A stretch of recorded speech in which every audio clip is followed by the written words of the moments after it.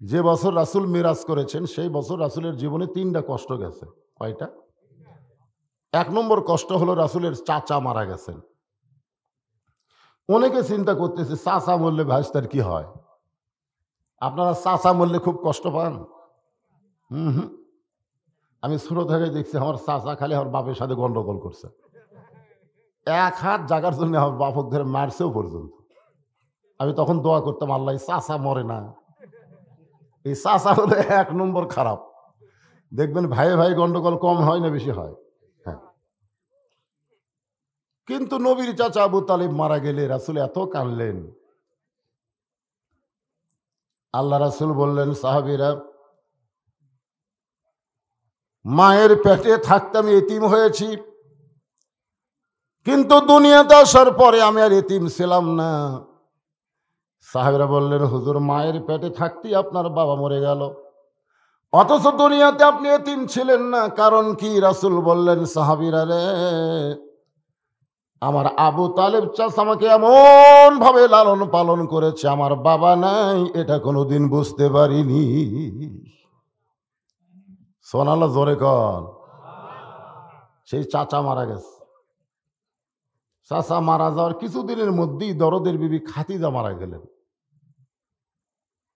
খাদিজা বলেছে, দুনিয়াতে মেয়েদের বিয়ে হলে মেয়েদের হাত স্বামীর হাতে তুলে দেয়, আর আমার এমন একটা ভাগ্য যে আমার হাত নবীর হাতে তুলে দেওয়ার কোনো মানুষই নেই। বরং আল্লাহর নবীর চাচা আবু তালেব নবীর 2টা হাত খাদিজার হাতে তুলে দিয়ে বললেন, শিশুকালে মইরা গেছে মা, গর্ভে থাকতে মরছে পিতা, চোখে দেখলেন না, কে করিবে লালন পালন, কে দিবে সান্ত্বনা, এই দুনিয়ার বড় এতিম নবী ছিলেন একজনা। আল্লাহ নবী বলেন, খাদিজা, আজ থেকে আমার এতিমের হাত তোমার হাতে তুলে দিলাম, তুমি একটু আমার এই ভাস্তারে দেখাশোনা করো। জোরে কোন সুবহানাল্লাহ। সেই দরদের বিবি খাদিজা মারা যাওয়ার কিছুদিন পরই রাসূল তায়েফে গেলেন। তায়েফ বাসীরা তো খুব ভালো ব্যবহার করছে নাকি কোন? এত খারাপ ব্যবহার করলো, বাজে ব্যবহার করলো, আল্লাহর নবীর গোটা দেহে তারা পাথর মারল। পাথরের আঘাতে ওটা শরীর রক্তাক্ত হয়ে গেল। নবী তায়েফ থেকে ফিরে আসার কিছুদিন পরেই, এখনো ঘা শুকায়নি, ঠিক ওই অবস্থায় আল্লাহ তাআলা নবীকে মেরাজ করালেন। জোরে বলেন সুবহানাল্লাহ। হুজুর, এত কষ্টের দুনিয়ায় আপনি যদি ফেরত না যান, আল্লাহ জান্নাত থেকে আপনাকে বের করে দিবে না। রাসূল বললেন, জিবরাইল, তুমি ফেরেশতা, তুমি বুঝবা না, আমি একজন নবী, আমি জান্নাতে থাকার জন্য ঢুকি নাই, জান্নাত দেখার জন্য ঢুকছি। আমি সেই দিন জান্নাতে থাকার জন্য ঢুকব যেদিন আমার সমস্ত উম্মতেরা জান্নাতি হবে। কি বুঝলেন? আমি জান্নাতে থাকার জন্য না, দেখার জন্য। এমন একজন নেতা নবী আমরা পাইছি, যেই নবী জান্নাতে যাওয়ার পরেও আমাদের জন্য জান্নাতে থাকতে চায় না। এখন সেই নবী বাদ দিয়ে দুনিয়ার এই ফেস্টা নেতা ধরে লাভ আছে? হাইরে নেতার চামচা ভাই। আমার নেতার চরিত্র ফুলের মতো পবিত্র, নামাজ পড়ে না একক। তো এইরকম নেতা আছে না নাই? আমরা দরুদ শরীফে কি বলি? আল্লাহুম্মা সাল্লি আলা সাইয়্যিদিনা। সাইয়্যিদিনা মানে কি? আমাদের নেতা মুহাম্মাদুর রাসূলুল্লাহ সাল্লাল্লাহু আলাইহি সাল্লাম। যখনই দরুদ পড়বেন, এই দরুদ নবীর কাছে পৌঁছায় দিবে। সুবহানাল্লাহ বলেন। এই জন্য দরুদ পড়তে আমরা কোনোদিন অলসতা করব, জবান খুলে একটু জোরে বলবো, যেন ফেরেশতারা শুনবার পায়। ওরা আবার অন্তরের খবর জানে না। জোরে না বললে আপনি কি বললেন ওরা তো বুঝবি না। এই জন্য জোরে বলতে হবে, সাল্লাল্লাহু আলাইহি ওয়াসাল্লাম। ভীমপুর মাদ্রাসা কমিটি কর্তৃক আয়োজিত আজকের এই বাৎসরিক ইসলামী জলসায় আল্লাহ তাআলা যিনাকে সম্মানিত সভাপতির আসনে কবুল করেছেন, জনাব আলহাজ ডাক্তার মোহাম্মদ নাইমুল হক, চক্ষু বিশেষজ্ঞ, তিনি আসেন নাই। এত বড় মানুষ মাহফিলে সভাপতি হলেও থাকতে পারবে না। ঠিক কিনা বলেন? হ্যাঁ। তো যাই হোক, সহসভাপতি 4 জনের নাম রয়েছে। হ্যাঁ, তার মধ্যে আপনার নাম মোজাহার তরফদার সাহেব। আলহামদুলিল্লাহ, এই গ্রামেরই কৃতি সন্তান, বয়স্ক মানুষ। আমি আমার অন্তরের অন্তঃস্থল থেকে আজকের যে সভাপতি উপস্থিত রয়েছেন তাকে আমি শুভেচ্ছা জ্ঞাপন করছি এবং তার জন্য আপনাদের কাছে দোয়া চাইছি, আল্লাহ তাকে শারীরিক সুস্থতা, হায়াতে তাইয়্যিবা দান করুক, সকলে বলে আমিন। আজকের মাহফিলের সম্মানিত প্রধান অতিথি জনাব মোহাম্মদ ফরিদ আহমদ, আপনাদের উপজেলার সম্মানিত চেয়ারম্যান সাহেব, সম্মানিত বিশেষ অতিথিবৃন্দ, সকলকেই অন্তরের অন্তঃস্থল থেকে আমি শুভেচ্ছা জ্ঞাপন করছি। সম্মানিত ওলামায়ে কেরাম, পিছনে যারা দাঁড়িয়ে আছেন, ইচ্ছা করলে আপনারা বসতে পারবেন, ইচ্ছা করলে বসতে পারবেন, কিন্তু ইচ্ছা থাকা লাগবে। তো খাওয়া দাওয়ার অনুষ্ঠান যখন চলে, কোন জায়গা ফাঁকা আছে এটা কি বলা লাগে যে অমুক জায়গা ফাঁকা আছে ওটি গিয়ে বস? ওই জানে খাওয়া লাগবে, বসা লাগবে। কিন্তু কোরআনের মাহফিলে আসলে এরা বুঝবার চায় না। আপনারা বলেন তো, খাওয়া দাওয়া আগে না কোরআনের মাহফিলে বসা আগে? খাওয়া দাওয়া আগে। এই পিছনের লোকেরা বসার চেষ্টা করেন না, এই সাইডেও কিছু জায়গা আছে, ক্যামেরার কারণে ওখানে বসবে না। যে সমস্ত আলেম ওলামা আপনাদের মাঝে মাঝে উপস্থিত হয়েছেন, বর্তমান সময়ে সবচাইতে বেশি বিপদে এ আলেম ওলামা। জোরে কোন কথা ঠিক কিনা? খুব বিপদে আছে, আপনার বুঝবার পারতেছেন না। মাগরিবের নামাজের পর থেকে এত রাত পর্যন্ত কোরআন হাদিসের আলোকে যেনারা গুরুত্বপূর্ণ আলোচনা করলেন, বিশেষ করে আমার আগে আজকের মাহফিলের অন্যতম আকর্ষণ যিনি আলোচনা করলেন, অত্যন্ত সুন্দর তথ্য নির্ভর দলিল সম্বলিত আলোচনা করেছেন। আলেম ওলামা সহ আজকের মাহফিলের বক্তাগণকে অন্তরের অন্তঃস্থল থেকে আমি শুভেচ্ছা জ্ঞাপন করছি। এই মুহূর্তে আমার সামনে যারা বসে আছেন, যিনাদেরকে আল্লাহ দয়া করে, রহম করে আজকে জান্নাতের বাগানে কবুল করেছেন, আমি যখন বললাম কবুল করেছেন, তখন আপনাদের কিছু বলার দরকার ছিল। আমিন, আলহামদুলিল্লাহ, সুবহানাল্লাহ, যে কোনো একটা বলা দরকার ছিল, কিন্তু আপনার কবুল মানে মনে বুঝলেন না। নিজের বুকে হাত দিয়ে বলেন তো, আপনি এখানে আইছেন? আল্লাহ কোরআনে বলেছেন, মা আসাবাকা মিন হাসানাতিন ফামিনাল্লাহ। বান্দা বান্দির দ্বারা যখন কোনো ভালো কাজ হয়, এই কাজটা বান্দা বান্দি করে না, বরং আল্লাহ করায়। আপনারা বলেন তো, জান্নাতের বাগানে বসা, কোরআনের মাহফিলে বসা ভালো কাজ না খারাপ কাজ? তাহলে এই ভালো কাজ আমাদেরকে কে করাচ্ছে? যে আল্লাহ দয়া করে, রহম করে আজকের এই জান্নাতের বাগানে আমাদের কবুল করলেন। আমার সামনে যারা বসে আছেন, আমি আমার অন্তরের অন্তঃস্থল থেকে আপনাদের সবাইকে শুভেচ্ছা জ্ঞাপন করছি। সম্মানিত মা বোনেরা, এই বাচ্চারা, তোমরা কি এখন দাঁড়িয়ে থাকবে? কিস কিস করো কেন? হ্যাঁ, কথা বলা যাবে না।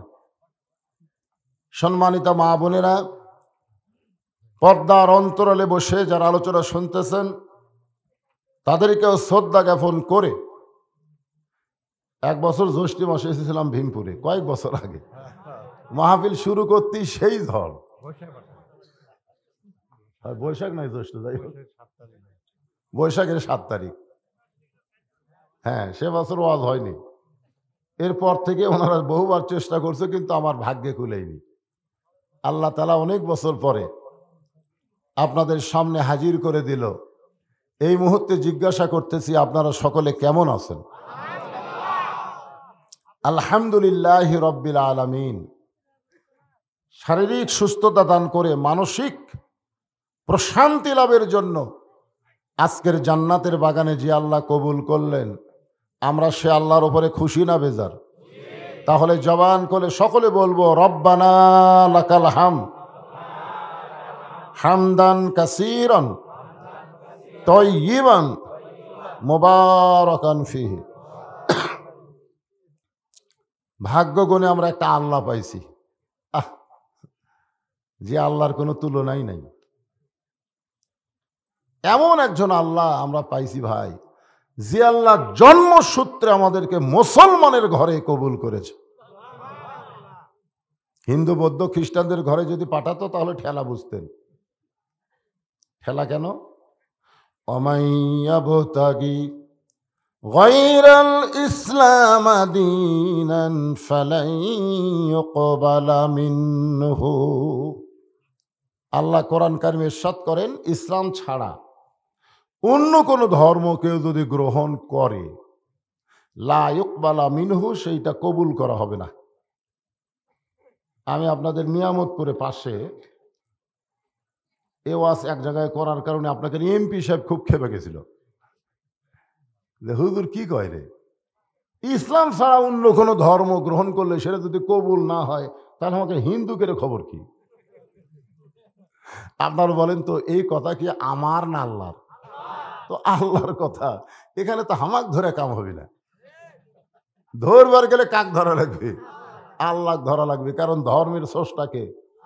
আর সেই স্রষ্টাই যদি বলে দেয় যে ইসলাম ছাড়া অন্য কোনো ধর্ম কবুল করা হবে না,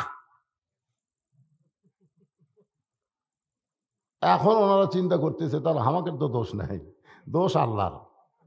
আল্লাহ যদি আমাদেরকে মুসলমানের ঘরে পাঠাতো তাহলে আমরা মুসলমানই হতাম, কিন্তু আল্লাহ আমাকে হিন্দুর ঘরে পাঠালো কেন? বৌদ্ধ খ্রিস্টানদের ঘরে আল্লাহ কেন পাঠালো? আল্লাহ দোষ নিবেন না বলে আল্লাহ বলতেছেন, লা তামুতুন্না ইল্লা ওয়া আনতুম মুসলিমুন। আল্লাহ বলতেছেন যে তোমরা মৃত্যুবরণ করো না মুসলমান না হয়ে। তাহলে সুযোগ আছে না নাই? তুমি যেই ধর্মেই জন্ম নেও, জন্ম নিলে কোনো সমস্যা নাই, কিন্তু মরারা লাগবে মুসলমান হয়ে। তাহলে সমস্ত ধর্মের মানুষের একটা সুযোগ আছে না নাই? ধরে কোনো আছে না নাই? হ্যাঁ, আমাদের মুসলমানের মধ্যে আমরা যখন মরে যাই তখন আমাদের বগুড়া কাহালুতে সকলে বলে ইন্না লিল্লাহি ওয়া ইন্না ইলাইহি রাজিউন।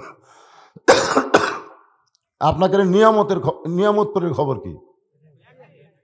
খুবই সুন্দর নাম, নিয়ামত। কি সুন্দর নাম আপনাকে রে, কিন্তু গ্রামের নাম ভীমপুর। ভীমপুরও ভালো।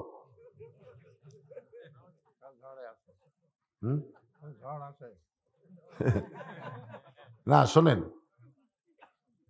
প্রত্যেকটি কথা, যেগুলো কথা আমি বলবো, সব কথা হাসি হোক আর যাই হোক, কথার মধ্যে কিন্তু শিক্ষা আছে। আপনারা জিনিসটা মনোযোগ দিয়ে শুনবেন। যে কথা বলতেছিলাম, এই যে দুনিয়াতে আমরা আছি, এখান থেকে আমরা যাব না? মানুষ মরে গেলে আমরা এই আয়াত পড়ি। এই আয়াতের বাংলা অর্থ কি আপনারা জানেন? জানেন না, অনেকে জানে না। দুই একজন জানলে খুব একটা বোঝে না। কোন বনেরই পাখি তুমি আইলারে কোন বনে, আবার কোন বনেতে যাইতে হবে পড়ছে নাকি মনে। মিশে মায়াই বন্দি থাইকা, মিশে মায়াই বন্দি থাইকা করলাম কত খেলা। পশ্চিমে তাকিয়া দেখো তোমার জীবনের ডুইবা গেছে বেলা। এক পলকের নাই ভরসা, মিশে সকল আশা। কখন বুঝি দারুণ ঝড়ে ভাঙবে তোমার বাসা। মানুষ মরে গেলে আমরা আয়াতটা পড়ি, অথচ আয়াতের আগে আল্লাহ কি বলেছেন? ইজা মানে যখন, আসাবাতুহুম মুসিবা, তোমাদের উপরে বিপদ আপদ মুসিবত আসবে, ক্বালু, তখন তোমরা বলবে ইন্না লিল্লাহি ওয়া ইন্না ইলাইহি রাজিউন, কিন্তু কত বিপদ আমাদের উপরে, আমরা তখন ইন্না লিল্লাহ বলি না, মানুষ মরার সঙ্গে সঙ্গে বলি ইন্না লিল্লাহ। এখন আপনাদের কাছে আমার প্রশ্ন হলো, বাঁচা বিপদ না মরা বিপদ? সবাই বলতেছেন না। বর্তমানে বাংলাদেশে যেই পরিবেশ চলতেছে, যেই পরিবেশ, এই পরিবেশে বাঁচা বিপদ না মরা বিপদ? কারণ বাঁচতে গেলে ইমান নিয়ে বাঁচা লাগবে, বেঈমান হয়ে বাঁচা কোনো লাভ নেই। কারণ যারা প্রকৃত মুসলমান, তাদের কাছে জীবনের চাইতে ইমানের গুরুত্ব অনেক বেশি।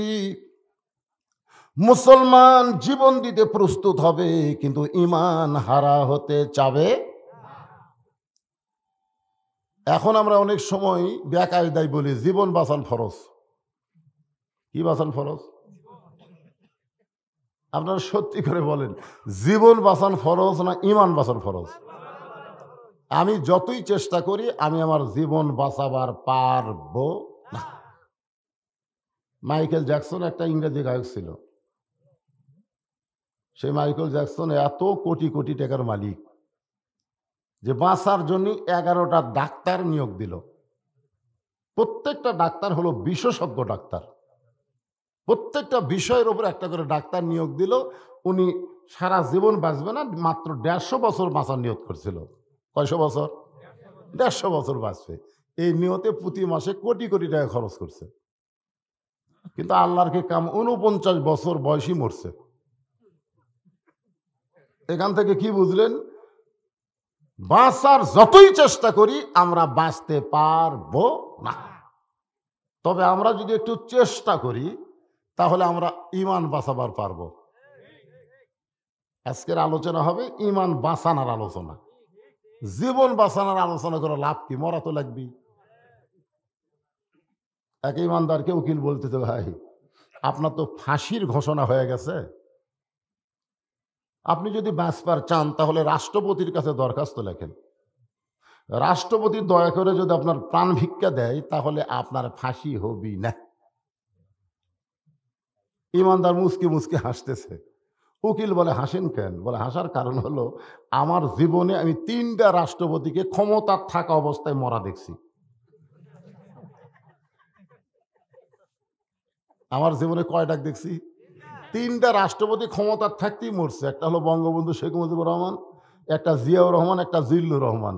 যারা ক্ষমতার থাকতে মরে তাদের কাছে কোনো ইমানদার প্রাণ ভিক্ষা চাবে না।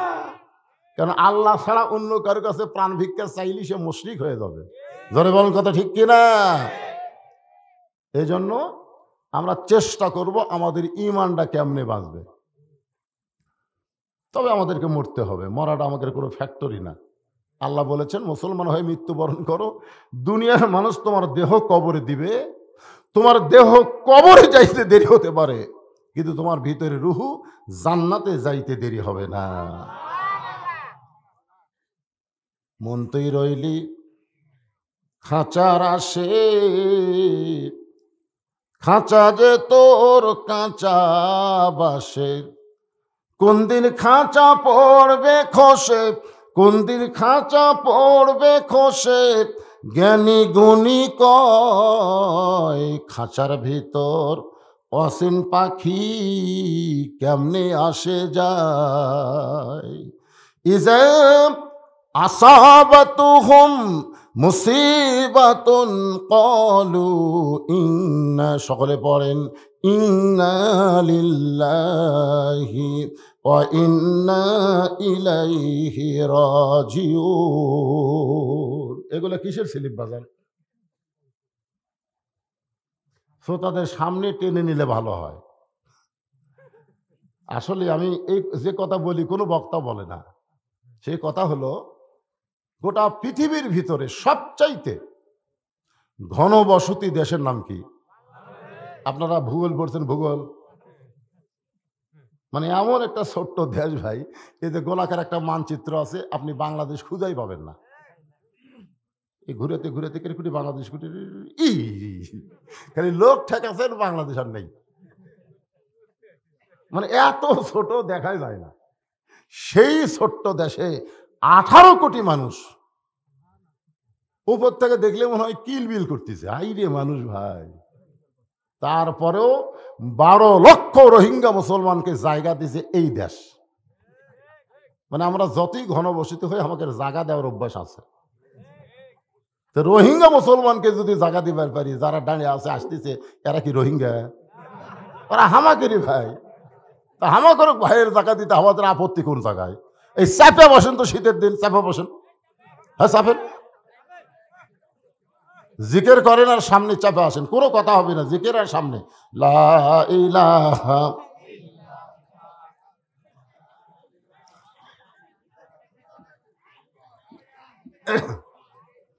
লা ইলাহা ইল্লাল্লাহু মুহাম্মাদুর রাসূলুল্লাহ সাল্লাল্লাহু আলাইহি ওয়াসাল্লাম। না ওই সব নিষেধ করছি তো, কারণ এখানে ফেরেশতা আছে, বোঝেন না কেন? ফেরেশতা নাই? ওই ফেরেশতা আল্লাহ পাঠাইছে, যা ভীমপুরে কোরআনের মাহফিল লাগতেছে তোরা দেখাই যা। তোরা বলছিলি যে মানুষ তৈরি করলে ফেতনা করবি, ফাসাদ করবি, গন্ডগোল করবি, দেখাই। ফেরেশতারা আয়সা দেখে আওয়ামী লীগ, বিএমপি, জাতীয় পার্টি, জামাত, তাবলিগ, পীর মুরিদি, ধনী, গরিব, কালো, ফর্সা সব এক জায়গায় বসে আছে। ফেরেশতাকে আল্লাহ, ওই যে আওয়ামী লীগের কাছে বিএমপি বসে আছে, আল্লাহ গুতাগুতি হচ্ছে না। ওই যে বিএমপি আওয়ামী লীগের মাঝখানে জামাত বসে যুদ্ধ অপরাধী, কিছুই কয় না। আল্লাহ কয় ফেরেশতা খালি দেখে আসা। আমার কোরআনের বাগান যখন লাগবে তখন 14 দল 20 দল ভাঙ্গা সব মুসলমান এক সামিয়ার তলে বসবে। জোরে কর সুবহানাল্লাহ। শুধু কোরআনের ওয়াজ শুনতে যাই যদি আমরা সব দলে এক দল হই, যেদিন কোরআন দিয়ে বাংলাদেশ চলবে সেদিন বাংলাদেশে কোনো দল থাকবে না, সব মুসলমান আমরা কয় দল হব? এক দল। কিন্তু আমাকে মনে হয় দেখার ভাগ্যে নাই, খালি ও আসুনাই আমাকে ধায়াত শেষ। হায় হায় রে, যতগুলো মৌলবি তার উপর বিপদ, কিন্তু যারা শোনে এর কোনো বিপদই নেই। এই জন্য আমিও চিন্তা করছি আর কোনো কঠিন ওয়াজ হবে না, খালি তেল তেলা মারবো। যে কয়দিন বুড়ে আছি খামাখাই বুড়া বয়সে, গত রাত্রে যা ধাবার খাসি ভাই, এই ভিডিও ম্যানেরা সাক্ষী, একবারে পুলিশ আসে অ্যাটাক। আমার কোন দিক দিয়ে লিয়া যায়, পরে আমি তো যাবার চাই না, আমাকে জোর করে লিয়া যায়। পরে মোটর সাইকেলে 15 কিলো রাস্তা গোপন পথ দিয়ে এক জায়গা তোমাকে লুকে রাখছে। আমি খালি কম্বলের তলে কাঁপি আর কান্দি, কই আল্লাহ তোমার কোরআনের হক কথা বললে যদি চোরের মতন পলান লাগে, সে ব্যবসা না করাই ভালো। জোরে কর কথা ঠিক কিনা? হাই রে বিপদ ভাই আমাদের উপর চলতেছে রে। এই জন্য নিয়ত করছি খালি মরার ওয়াজ করবো আর কব্বরের ওয়াজ করবো, আর কোনো কড়া কঠিন ওয়াজ হবে না। তেল তেলা মারবো। জোরে কন কি মারবো? তেল তেলা।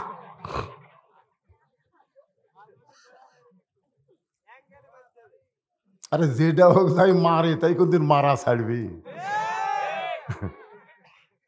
আমরা জেল জুলুমের চিন্তা করি না, আমরা আজরাইল ধরার চিন্তাতে আছি।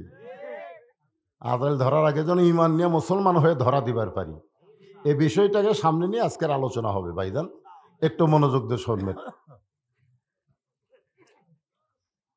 আল্লাহর একজন মস্ত বড় নবী, নাম হলো মুসা কালিমুল্লাহ। জোরে নাম কি? তুর পর্বতের কিনারায় খাড়া হয়ে আছে। আপনার বলেন তো কেন খাড়া হয়ে আছে? আল্লাহর সাথে কথা বলবে। আল্লাহর সঙ্গে বসে থেকে কথা বলা যায় না, পারতপক্ষে দাঁড়ান লাগবে। জোরে কি করা লাগবে? এই জন্য যখন আমরা নামাজ পড়ি, আমার আগে যে বক্তা ওয়াজ করলো আপনার তো বুঝলেনি, নামাজ যখন পড়ি কার সঙ্গে কথা বলি? এই জন্য বসে থেকে নামাজ হয় না, দাঁড়িয়ে থেকে নামাজ পড়া লাগে। নামাজের 13টা ফরজের মধ্যে একটা ফরজ হলো দাঁড়িয়ে নামাজ শুরু করা। জোরে কোন কথা ঠিক কিনা? কিন্তু আমাদের মধ্যে কিছু চেয়ার ঢুকছে, চেয়ার। আপনাকে নিয়ামতপুর নাই, আমাদের বগুড়াতে হায় হায় রে, মসজিদের সেটারি চেয়ারত নামাজ পড়ে। সভাপতি কয় আমি সভাপতি থাকতে ওই আমার সামনে বসে গেলে লাতি কষে, তুই আর একটা চেয়ার সেটারি ধার ধুবো, ওই বসে পড়বি, আমিও বসে পড়বো।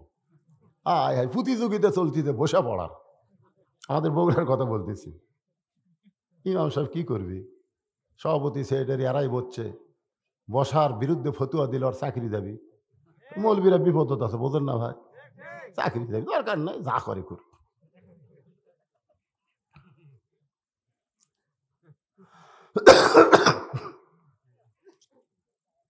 আল্লাহ ডাকতে বলেন, মুসা তুমি মনে হয় কিছু বলবার চাও। মুসা বলতেছে, আল্লাহ আমি কি বলবার চাই, কেউ না জানলেও আমার আল্লাহ জানে। আল্লাহ বলতেছে আমি জানার পরেও একটু শুনবার চাই, কারণ আল্লাহ মানুষকে এত ভালোবাসে, জানার পরেও শুনবার চায়। মা তার সন্তানকে বাপের সাথে পাঠিয়ে দিয়েছে নানির বাড়ি। বিকেলবেলা সন্তান ফেরত আসলে মা বলতেছে, আব্বু কোথায় গেছিলে, বাবু কোথায় গেছিলে? আপনারা বলেন তো, মা জানে কি জানে না? মাই পাঠিয়ে দিয়েছে নানির বাড়ি। তারপরেও ছেলেকে বলতেছে, ছোট মানুষ তো, তুমি কোথায় গেছিলে আব্বু? নানার বাড়িতে গেছিলাম। মা খালি মুচকি মুচকি হাসে, কারণ মা তার বাপ মাকে এত ভালোবাসে, ওই কচি কণ্ঠে তার বাপ মার কথা শুনবার চায়। আল্লাহ তার বান্দাকে এত ভালোবাসে, জানার পরেও বলে, মুসা খবর কি? মুসা বলতেছে, আল্লাহ আপনাকে একটা প্রশ্ন করব। বলে, কি প্রশ্ন করবা? মাবুদ আমার প্রশ্ন হলো, আমার যা আছে আপনার তা নাই। আল্লাহ বলে, মুসা তোমার এমন কি আছে যেইটা আমি আল্লাহর নাই? মুসা বলতেছে, আল্লাহ আমার মৃত্যু আছে কিন্তু আপনার মৃত্যু নেই। আল্লাহ বলতে, ঠিকই তো তাই। মুসা বলতেছে, আল্লাহ আপনি যতই ক্ষমতার মালিক হন, আপনি মারবার পারবেন কিন্তু মরবার পারবেন না। কারণ মরার মধ্যে যে মজা আছে, এটা সৃষ্টি পাবে কিন্তু স্রষ্টা পাবে না। মরার মধ্যে কিন্তু মজা আছে। আল্লাহ কোরআনে বলেন, ইন্নাল্লাযীনা ক্বালু রব্বুনাল্লাহু সুম্মা ইসতাকামু তাতানাজ্জালু আলাইহিমুল মালাইকা আল্লা তাখাফু ওয়া লা তাহজানু ওয়া আবশিরু বিল জান্নাতিল্লাতী কুনতুম তুআদুন। মৃত্যুর বিছানায় যখন কেউ পড়ে যাবে মরার জন্য, যেরকম কিসের জন্য, এমন সময় আল্লাহ তার সামনে রহমতের ফেরেশতা নাজিল করে, ফেরেশতার মাধ্যমে আল্লাহ বলাবে, তোমার কোনো ভয় নাই, কোনো চিন্তা নাই, এই দুনিয়া থেকেই তুমি জান্নাতের সুসংবাদ প্রাপ্ত হলে। যে জান্নাত আল্লাহ তোমাকে দেওয়ার ওয়াদা করেছে, বলেন সুবহানাল্লাহ। আল্লাহ বলে, মুসা মৃত্যু তোমার কাছে কেমন মনে হয়? মুসা বলতেছে, আল্লাহ দুনিয়ার জীবনে যত নিয়ামত আপনি আমাকে দিলেন, এর মধ্যে মৃত্যুটাই হলো সবচাইতে উত্তম নিয়ামত। আপনারা সুবহানাল্লাহ কবেন না, কারণ মরবার চাচ্ছেন না তো। মুসা নবীর হে, আল্লাহ বলতেছে, আপনি আমাকে যা দিছেন, কি দিছে? কালিমুল্লাহ ডিগ্রি দিছে। সুবহানাল্লাহ খান, নবী বানাইছে, বহু কেরামত মুজিজা মুসা নবীর মাধ্যমে দুনিয়াতে সংগঠিত হয়েছে। সেই মুসা বলতেছে, আল্লাহ দুনিয়ার জীবনে যত নিয়ামত দান করেছেন, তার মধ্যে উত্তম নিয়ামতের নাম হলো মৃত্যু। আল্লাহ বলে, মুসা মানুষ দুনিয়াতে গেলে মরবার চায় না, ফিরে আসা লাগবে। এই কথা জানার পরেও মানুষ আসবার চায়। 3 তলা 4 তলা বাড়ি বানাচ্ছে, অথচ বাড়ির থেকে মাত্র 10 হাত দূরে গোরস্থান। এই গোরস্থানের দিকে একবারও তাকায় না, খালি বাড়ির দিকে তাকায়। রড বাইর করে ধরছে, আর একতলা করবে, রড বাইর করে ধরছে, আর একতলা করবে। মাজাত লাঠি ঢোকা দিয়ে দেখতেছে, মানে ঠিক মতো খাড়া হওয়ার পারে না তো লাঠি ঢোকা দিচ্ছে। একজন বলতেছে, মুরব্বী কি দেখতেছেন? নিয়ত করছি বাবা, আরে একতলা করে দেন মরবার পারি রে, আরে একতলা করে দেন মরবার পারি। শালা কত বড় পাগল, চিন্তা করে। কিন্তু যেদিন ডাক পড়িবে কবর মাঝে যাইতে, জোগাড় কিছু করছো বন্ধু তার মাঝে বিছাইতে। এই ছেলেরা তোমরা একটু জোরে জোরে খাও। কিন্তু যেদিন ডাক পড়িবে কবর মাঝে যাইতে, জোগাড় কিছু করছো বন্ধু তার মাঝে বিছাইতে। কবে কখন ডাক পড়বে? শ্বাসটালে বসে গল্প করতেছে, অমুকের ফাঁসি হলো, অমুকের ফাঁসি হলো, অমুকের ফাঁসি হবে, কিন্তু নিজের যে মৃত্যু হবে এ কথা একটাবারও চিন্তা করে না। ফাঁসির আসামির তারিখ আছে, কিন্তু মরার আসামির কোনো তারিখ নাই। ফাঁসির আসামি কলমা কইতে কইতে ফাঁসি কার্যকর হবে, কিন্তু মরার আসামির কলমার কোনো গ্যারান্টি নাই। কিতাব পড়ে দেখেন, ফাঁসির আসামির চাইতে মরার আসামি বড় বিপদে আছে। অথচ আজকে আমাদের চিন্তা কি, অমুকের ফাঁসি হলো বারে, অমুকের ফাঁসি হবি রে, তোর যে মৃত্যু হবি খেয়াল নাই। মুসা বলতে চাইলাম, আমি 3 কারণে মৃত্যুকে পছন্দ করি, 3টা কারণে আমি মৃত্যুকে পছন্দ করি। আল্লাহ বলে, মুসা সেই কারণগুলো কি? মুসা কয়, আল্লাহ আপনি সবই জানেন, জানার পরেও যখন শুনবার চান তাহলে শোনেন। মৃত্যুকে পছন্দ করার 1 নম্বর কারণ হলো, এত সুন্দর জান্নাত বানায় রাখছেন, সেই জান্নাতে যদি আমি মুসা যাবার চাই, মরা ছাড়া যাওয়ার কোনো রাস্তা নাই। যারা আপনারা দোয়া করতেছেন, আল্লাহুম্মা ইন্না নাসআলুকাল জান্নাতা ওয়া নাউযু বিকা আল্লাহু আকবার। ফেরেশতা আল্লাহ বলতেছে, আল্লাহ এরা যে জান্নাতে যাওয়ার জন্য হাত তুললো, এরা কি জান্নাত দেখছে নাকি? আল্লাহ কয়, না রে ফেরেশতা দেখেনি। কই, না দেখা জিনিসে যাওয়ার জন্য হাত তুললো। আল্লাহ বলতেছে, এই জন্যই তারা জান্নাত পাবে, এই জন্যই জান্নাত পাবে। আল্লাযীনা ইউমিনুনা বিল গায়ব, মুমিনদের একটা বৈশিষ্ট্য হলো না দেখা জান্নাতে যাওয়ার জন্য তারা চোখের পানি বের করে আল্লাহর কাছে কাঁদবে। জোরে কোন কথা ঠিক কি না? জান্নাত পাওয়ার জন্য যারা কাঁদে, আল্লাহ তারকে জান্নাত দিবেই, কিন্তু শর্ত হলো না মরলে কেমনে যাবেন? না, আপনার যারা হাত তুলে জান্নাতে যাওয়ার চাইলেন, আল্লাহ যদি এখন কয় জান্নাতে যা, তখন আপনি কোটি দরজা পাবেন। কোন দিক দিয়ে জান্নাত যায় রে, কোন দিক দিয়ে জান্নাত যায়? তো জান্নাত যাবার গেলে মরা লাগবি ভাই। এই জন্য আমি যখন বলবো জান্নাতে যাইতে গেলে কি চাই, সকলে আপনারা জবান খুলে বলবেন মরতে চাই। বলতে পারবেন না? জান্নাতে যাইতে গেলে কি চাই? আরো জোরে বলেন, মরতে চাই। কারণ মরণ ছাড়া জান্নাতে যাওয়ার কোনোই রাস্তা নাই। যতই বাড়িঘর, সহায় সম্পত্তি, ক্ষমতার অহংকার করেন, আপনাকে মরতেই হবে। খাদিজাতুল কুবরা বলে, রাসূলুল্লাহ সর্বশেষে যেই ব্যক্তি কবরে যাবে, কবরের ঘরে তাকে 50,000 বছর থাকা লাগবে। হুজুর, এই কথা আপনি বলেছেন, তাহলে মরার পরেই যদি জান্নাতে যাওয়া যায়, তাহলে কবরে কি 50,000 বছর থাকা লাগবে না?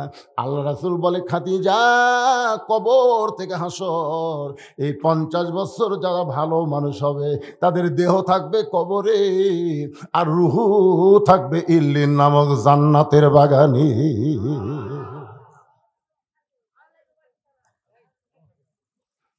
আল্লাহ বলে, মুসা, মৃত্যুকে পছন্দ করার 2 নম্বর কারণ কি? এই কারণটা আপনারা 2 নম্বরটা একটু মনোযোগ দিয়ে শুনবেন, এটার উপরই ওয়াজ। মুসা বলতেছে, আল্লাহ মৃত্যুকে পছন্দ করার 2 নম্বর কারণ হলো, আমার মৃত্যুটা কেবলমাত্র আপনার জন্যই অক্ষ করেছি। অক্ষ কার জন্যে? আরো জোরে কোন, কার জন্যে? আপনারা মরবেন কার জন্যে? এই যুবকেরা বলবে 14ই ফেব্রুয়ারি, এই সামনে মাসের 14 তারিখ। প্রেমিক প্রেমিকা বলবে, তুমি আমার জীবন, তুমি আমার মরণ। রে, আমাকে 90% মুসলমানের দেশে এই দিবস পালন হয়, নাম দিয়েছে ভ্যালেন্টাইন ডে। মসজিদের সামনে জুমার দিনে 2 কুত্তা জোড়া লাগছে কাতি মাসে। সমস্ত মুসলিমরা ঢুকবার যায়, চোখ ধরে করছে। এখন আমি হলাম ইমাম, আমি আসে কুত্তার দিকে থেকে বলতেছি, কে রে কুত্তা, খেড়ের পালা আছে, বাঁশ আড়া আছে, সেই গোপন জায়গার যে লাখ, একেবারে সরাসরি আল্লাহর ঘরের সামনে, তোর কি শরম নাই? 2 কুত্তা তো যে মজা পাচ্ছে, খালি আমার দিকে তাকিয়ে আছে। মনে হয় আমাকে বলছে যে, হুজুর খালি হামরায় 14ই ফেব্রুয়ারি ভ্যালেন্টাইন ডে, আমাকে মতন অনেক যুবক যুবতী জোড়া লাগবে, ওরাও যা আমরাও তাই। আমি সেই দিন থেকে বলেছি 14ই ফেব্রুয়ারি ভালোবাসা দিবস না, 14ই ফেব্রুয়ারি হলো কাতি মাসে কুত্তা দিবস। ধরেকর কি দিবস? এইটু ভাইরা একে ভালো করে একটা ফলাও করে প্রচার করবা। এই 14ই ফেব্রুয়ারির আগে জানে আর দেখে, তাহলে মোটামুটি ঝাঁকি কমবি। ধরেকর কথা ঠিক কিনা? আমি যেই বলবো 14ই ফেব্রুয়ারি, আপনার বলবেন কাতি মাসে কুত্তা দিবস। বলতে পারবেন না ভাইজান? 14ই ফেব্রুয়ারি আল্লাহ কোরআনে বলেন, হুন্না লিবাসুল লাকুম ওয়া আনতুম লিবাসুল লাহুন্না। ভালোবাসা কোনো একটা দিবসের সাথে সীমাবদ্ধ থাকে না। নবী আমার ঘরের মধ্যে বসে আছেন, এমন সময় উম্মাহাতুল মুমিনিন মা আয়েশা ঘরের মধ্যে ঢুকছেন। যেই ঘরের মধ্যে ঢুকছে সঙ্গে সঙ্গে নবী আমার দাঁড়িয়ে গেলেন। নবী দাঁড়িয়ে উঠে দরজা বন্ধ করে দিলেন, জানলা বন্ধ করে দিলেন। মা আয়েশা থর থর করে কাঁপতেছে। আল্লাহ রাসূল বলে, আয়েশা এইরকম করে কেন কম্পন করতেছে তোমার দেহ? আয়েশা বলে, ইয়া রাসূলুল্লাহ, আপনার জুতার পরশে আল্লাহর আরশ ধন্য হয়ে গেছে। সেই নবীর ঘরে ঢুকলাম, যদি কোনো বেয়াদবি হয়। রাসূল মুচকি হাসিতে বলে, আয়েশা একজন নবীর জুতার পরশে আল্লাহর আরশ ধন্য হয়ে গেছে, একজন নবীর জুতার পরশে। আয়েশা বলে, হুজুর একজন নবী কেন বলতেছেন? আপনি তো সেই নবী।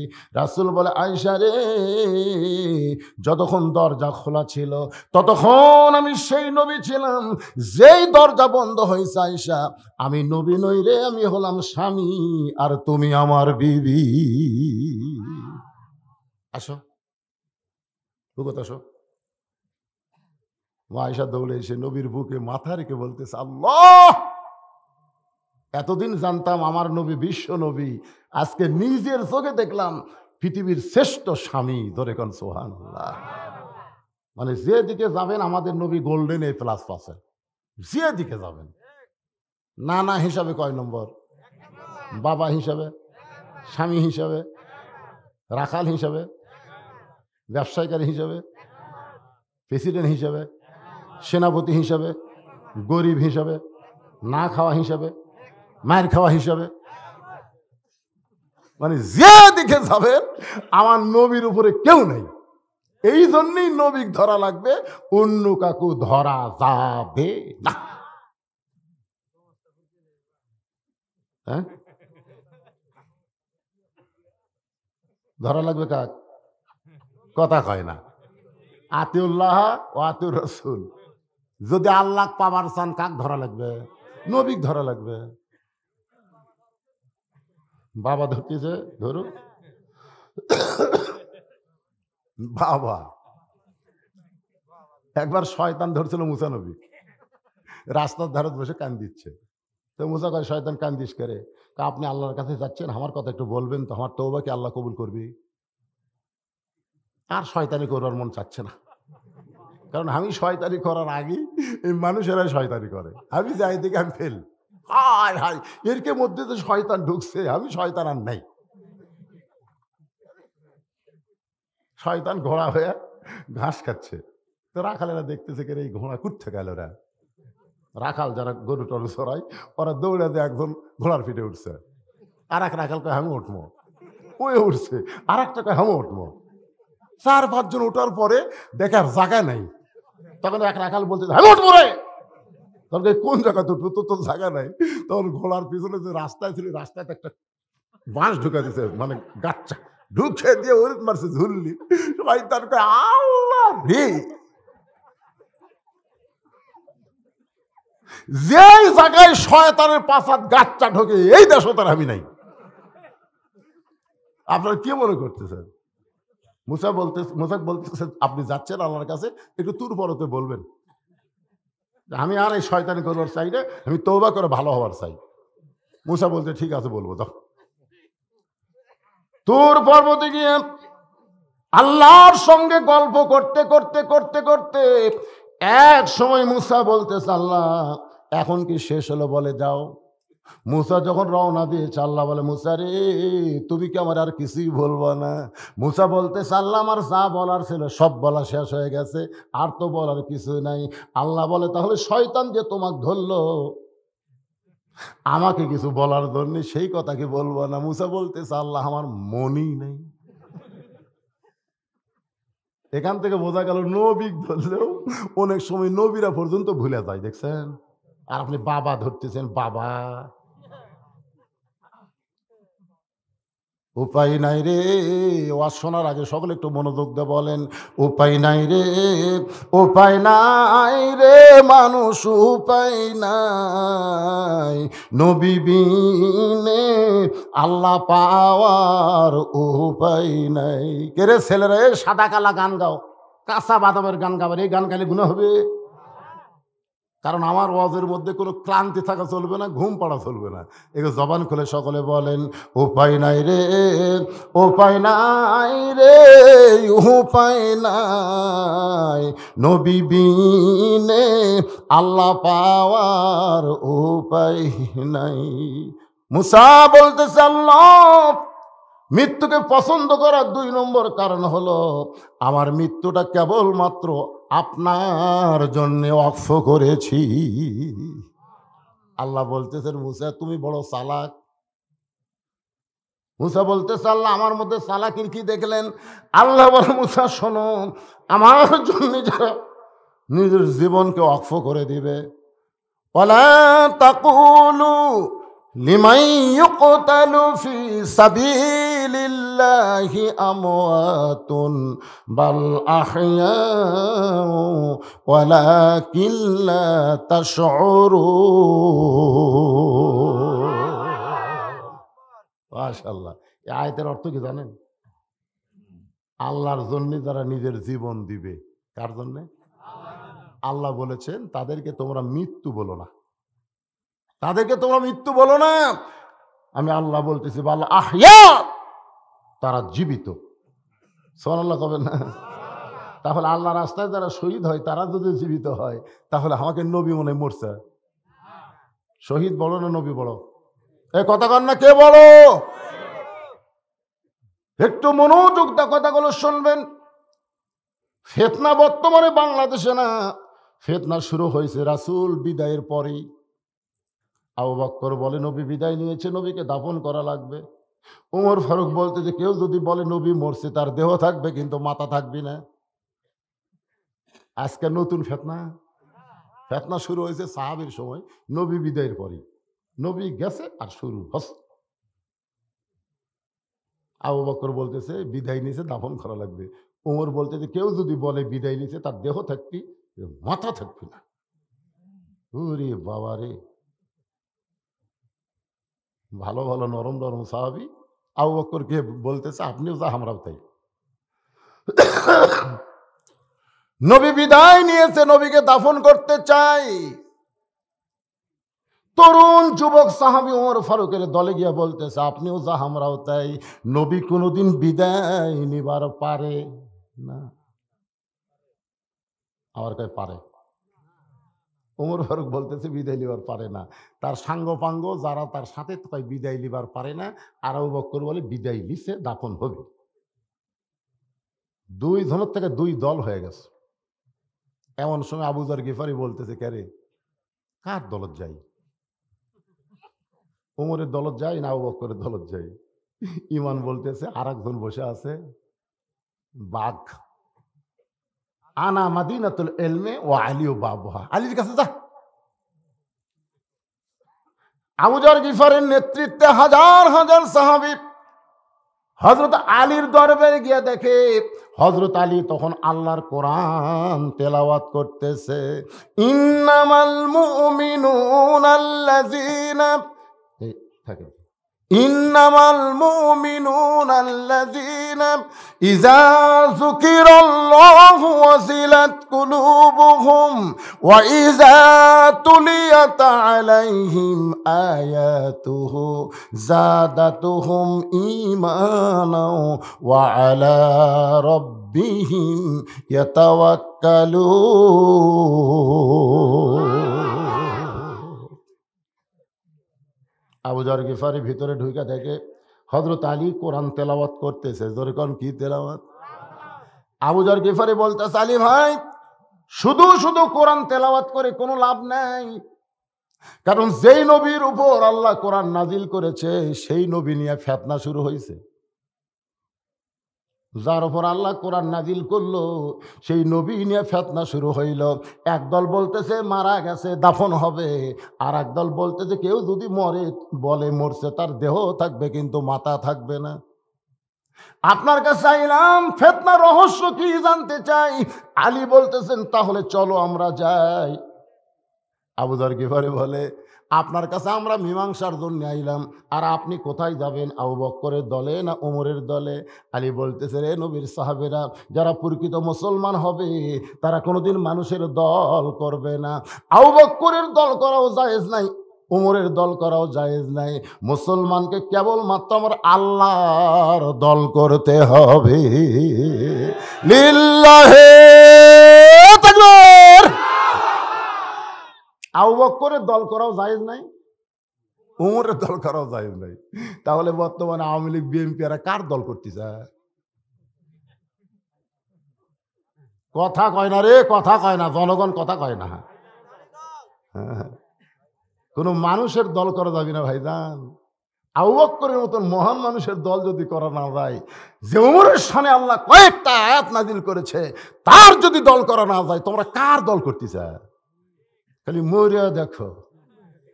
যদি ফুলগুলো হয় অভিমানে ঝরে যায়, আমি মালা গেথে বলো কারে পরাবো, সে যে কেন এলো না কিছু ভালো লাগে না, কবরে আসুক। মজা কিন্তু কবরে হবে, তোর কোন কথা ঠিক কিনা? একটু মনোযোগ দিয়ে শুনবেন। আবু যর গিফারি বলতে তাহলে কোথায় যাবেন? আলী বলতেছে এমন একটা জায়গায় তোমাদেরকে নিয়ে যাব যে জায়গায় গেলে মীমাংসা হবে। সাল্লাল্লাহু আলাইহি। নবী নূরের তৈরি না মাটির তৈরি? নবী মৃত্যু না হায়াতুন নবী? এইটা মীমাংসার জন্য যাওয়ার দরকার আছে না নাই? যেই ঘরে আল্লাহর নবী বিদায় নিয়েছে ওই ঘরের দরজায় দাঁড়ালেন হযরত আলী। ওই ঘরের দরজায় দাঁড়াইছেন, ওই ঘরটা হলো মা আয়েশার ঘর। জোরে বলেন কার ঘর? আবু বকর দৌড়ে এসে আলীর ডান হাত ধরে বলতেছে, আলী রে, শবে সাদেকের সময় নবী বিদায় নিয়েছে, নবীকে দাফন করবার চাই, কিন্তু ওমর ফারুক এত গরম হয়েছে, আমি নরম মানুষ তো দাফন করার জন্য বের হবার পারলাম না। আলী, তুমি যদি আবু বকরের দলে যোগ দাও তাহলে আল্লাহর নবীকে দাফন করব। কারণ তিনটা জিনিস দেরি করা যায় না, তার মধ্যে একটা হলো কেউ যখন মরে যাবে তাকে তাড়াতাড়ি দাফন করা লাগবে, ছেলে মেয়ে যখন যুবক যুবতী হবে তাড়াতাড়ি বিয়ে দেওয়া লাগবে, টাকা পয়সা হাতে আলে প্রথম ঋণ পরিশোধ করা লাগবে। এই তিনটা জিনিসে দেরি করা হয় না। এমন সময় হযরত ওমর এসে আলীর বাম হাত ধরে বলতেছে, আলী রে, আবু বকরের কথা বিশ্বাস করো না, নবী কোনোদিন বিদায় নেওয়ার পারে না। আলী বলতেছে, আপনি হলেন 1 নম্বর, আপনি হলেন 2 নম্বর, আপনারাই যদি দলাদলি করেন তাহলে সাধারণ মানুষ যাবে কোন জায়গায়? আবু বকর বলে, আলী কি বলবার চাও? আলী বলতে, এই ঘরের মধ্যে নবী আছে, সেই ঘরের মধ্যেই তো এখনো, তাহলে আমাদেরকে তদন্ত করা লাগবে নবী বিদায় নিয়েছে না জীবিত আছে। এইটা তদন্ত ছাড়া কখনো বলা সম্ভব না। আবু বকর, আপনি কি তদন্ত করেছেন? উমর, আপনি কি তদন্ত করেছেন? বলে, তো আমরা তদন্ত করি নাই। তাহলে শোনা কথার উপর এত চিল্লাচিল্লি করা যাবে না, আগে ঘরের মধ্যে ঢুকা দেখতে হবে নবী বিদায় নিছে না দুনিয়ায় আছে। এ কথা কয় কে রে, কথা কয় কে রে? ইজাব আসাবাতুহুম মুসিবাতুন ক্বালু, সকলে পড়েন ইন্না লিল্লাহি ওয়া ইন্না ইলাইহি রাজিউন। সবচাইতে বড় বিপদ হলো মুসলমানের ফিতনা। জোরে কোন ঠিক কিনা? আগে আগে মসজিদে নামাজ হতো, এখন 2 মসজিদ হচ্ছে, একটা দোয়াল্লিন একটা জোয়াল্লিন, একটা আমিন জোরে কয় আর একটা আস্তে কয়। আগে কিন্তু একটাই ছিল, 2টা হচ্ছে। কিছুদিন পরে একই হাট আসছিল, 2 হাট হচ্ছে, দোয়াল্লিন আলার 1 হাট, জোয়াল্লিনের 1 হাট। হাই রে ফিতনা ভাই। একজনকে ধরে বলতেছে, তুই কোন দল, দোয়াল্লিন না জোয়াল্লিন? কেন নামাজই পড় না, তুই ভালো আছিস রে, তুই কোনো দলত নেই। আয় হায়, আমাদের যা ফিতনা শুরু হচ্ছে। সবচাইতে সবচাইতে বড় বিপদ হলো মুসলমানের মধ্যে ফাটল ধরানো। কারণ মুসলমান যদি ফিতনাবাজ হয়ে যায়, গোটা পৃথিবী কাফেরদের দখলে থাকবে। জোরে কর কথা ঠিক কিনা? এই জন্য আল্লাহ বলেছেন, ওয়াতাসিমু বিহাবলিল্লাহি জামিআও ওয়ালা তাফাররাক। না দেখলে ইন্না লিল্লাহ। যখন তোমাদের বিপদ আপদ মুসিবত, সবচাইতে বড় মুসিবত কি জানেন? আমার এলাকার এক মেয়ে মানুষ মেম্বার ডান আছে, পুরুষ মানুষের কাছে যাচ্ছে, ভাই ভাই ও ভাই ভাই আমাকে ভোটটা দিবেন ভাই। যত পুরুষ মানুষ সবগুলো ধরে বলতে, ভাই রে, ওর হাত বুকুর ঠেকায়, ভাই আমাকে ভোটটা দিবেন ভাই। আমি ওর স্বামী যে কইলাম, কে রে ভাই, তুই তোর বউ দাঁড়িয়ে দিছু, কে রে, তোর বউ যে কাম করতেছে ওটা লাগবে হুজুর, ওটা লাগবে। সবচাইতে বড় ফিতনা হলো মরদ মানুষের জন্য মেয়ে মেম্বার হওয়া। জোরে কোন কথা ঠিক করে? সবচাইতে বড় ফিতনা। আল্লাহ রাসূল বলেছেন, মা তারাকতু বাদি আলা উম্মতি ফিতনাতুন আদারানা রাসূল মিনান নিসা, রাওয়াহুল বুখারী কিতাবুল ফিতান। বুখারী শরীফের হাদিস। রাসূল বলেছে, আমার পরে আমার উম্মতের জন্য সবচাইতে বড় বিপদ ফিতনা হবে পুরুষ মানুষের জন্য নারী নেত্রী হওয়া। কয়দিন ইন্নালিল্লাহ পড়ছেন? কয়দিন পড়ছেন? খালি মরে গেলে ইন্নালিল্লাহ। একটু মনোযোগ দেন। আবু বকর বলে, আলী তাহলে কি করা লাগবে? বলে, তদন্ত করা লাগবে, তদন্ত ছাড়া কোনো কথা বলা যাবে না। ওমর ফারুক বলে, এখন তাহলে তদন্ত কে করবি? আলী বলতেছেন, ঘরের মালিক যিনি, তদন্তের দায়িত্ব দিবেন তিনি। এই ঘরের মালিক হলো মা আয়েশা। তিনি যাকে তদন্ত করতে বলবেন তিনি তদন্ত করবেন। নবী আছে না বিদায় দিছে? ওমর ফারুক বলতেছে, আবু বকরের মেয়ে আয়েশা, আমার কথা কবিতায়। আলী বলতেছেন, এখনো তো বলেনি, আপনি আগেই বলতেছেন কেন? হযরত আলী বললেন, মা গো, নবী নিয়ে বাহিরে ফিতনা শুরু হয়েছে। একদল বলতেছে নবী বিদায় নিচ্ছে, আর একদল বলতেছে নবী ঘুমের মধ্যে আছে। মা, এখন কে তদন্ত করবে? তুমি যার নাম বলবা।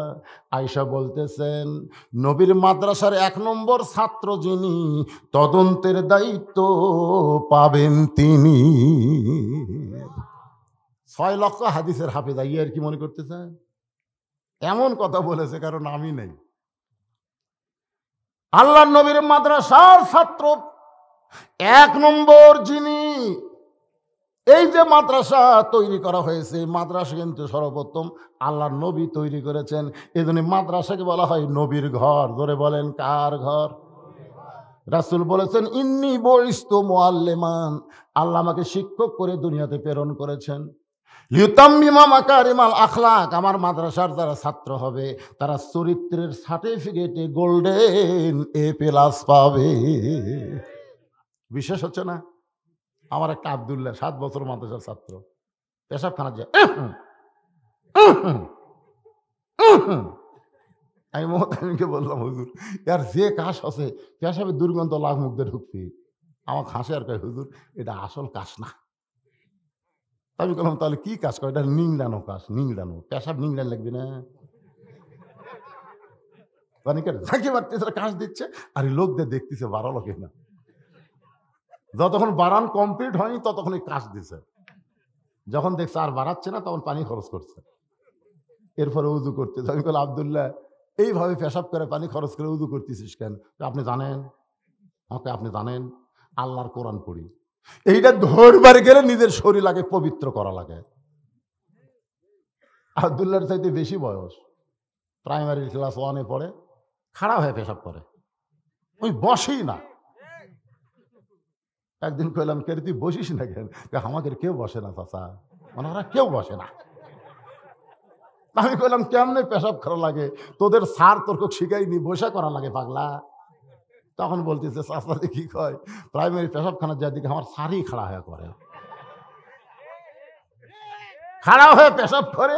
এরকম আবার শিক্ষানীতি পাল্টে এমন একটা শিক্ষা দিছে ভাই, মানুষ নাকি বানর থেকে তৈরি হচ্ছে। আগে যা বান্দ্রাবি ছিল আরো বান্দ্রাবি বাড়িবি। জোরে কর কথা ঠিক। মা আয়েশা ঘরের ভিতর থেকে বললেন, নবীর মাদ্রাসার 1 নম্বর ছাত্র যিনি, তদন্তের দায়িত্ব পাবেন তিনি। সমস্ত সাহাবী এক বাক্যে বললেন 1 নম্বর হলেন হযরত আবু বকর। ওমর ফারুকও বলতেছে 1 নম্বর তো আবু বকরই রে। হযরত আবু বকর এখন দরজায় গিয়ে বলতেছেন, আসসালামু আলাইকা ইয়া রাসূলুল্লাহ। সমস্ত সাহাবী বলতেছে, 1 বচন ব্যবহার করে সালাম দিল, আসসালামু আলাইকা ইয়া রাসূলুল্লাহ। বেলালের কথা মনে আছে? কয়টা প্রশ্ন করবি? আমি কিন্তু ওটা মনে থুছি। ওর মধ্যে যে একটা ওয়াজ আছে ভাই। নবী বলতেছে তোর ভাগ্য ভালো, নবী আছে, আমার নাই। মনে আছে না ভুলে গেছে? না, মনে রাখবেন। মা মাগো দরজা খুলে দাও। মা আয়েশা দরজা খুলে দিলেন। আবু বকর ও মা আমাদের সমস্ত নবীর উম্মতের মা, উম্মাহাতুল মুমিনিন। সুবহানাল্লাহ কর না কেন? তাহলে আয়েশা আমাদের কে হয়? এ জোরে কান, কে হয়? মা দরজা খুলে দাও। মা আয়েশা দরজা খুললেন। আবু বকর ঘরের মধ্যে ঢুকছে। সঙ্গে সঙ্গে আয়েশা বাবার হাত ধরে বলতেছে, বাবা নবী তদন্ত করার আগে আমার 3টা প্রশ্নের উত্তর দিবেন। আবু বকর বলে, কি প্রশ্ন? 1 নম্বর প্রশ্ন হলো, আল্লাহর কোরআনকে কোনোদিন দাফন করতে পারবেন? আপনি যে বললেন নবী বিদায় নিয়েছে, নবীকে দাফন করব, আমার 1 নম্বর প্রশ্ন হলো, আল্লাহর কোরআনকে কি কোনোদিন দাফন করতে পারবেন? আবু বকর বলল, আয়েশা কোরআন কোনোদিন দাফন করা যাবে না।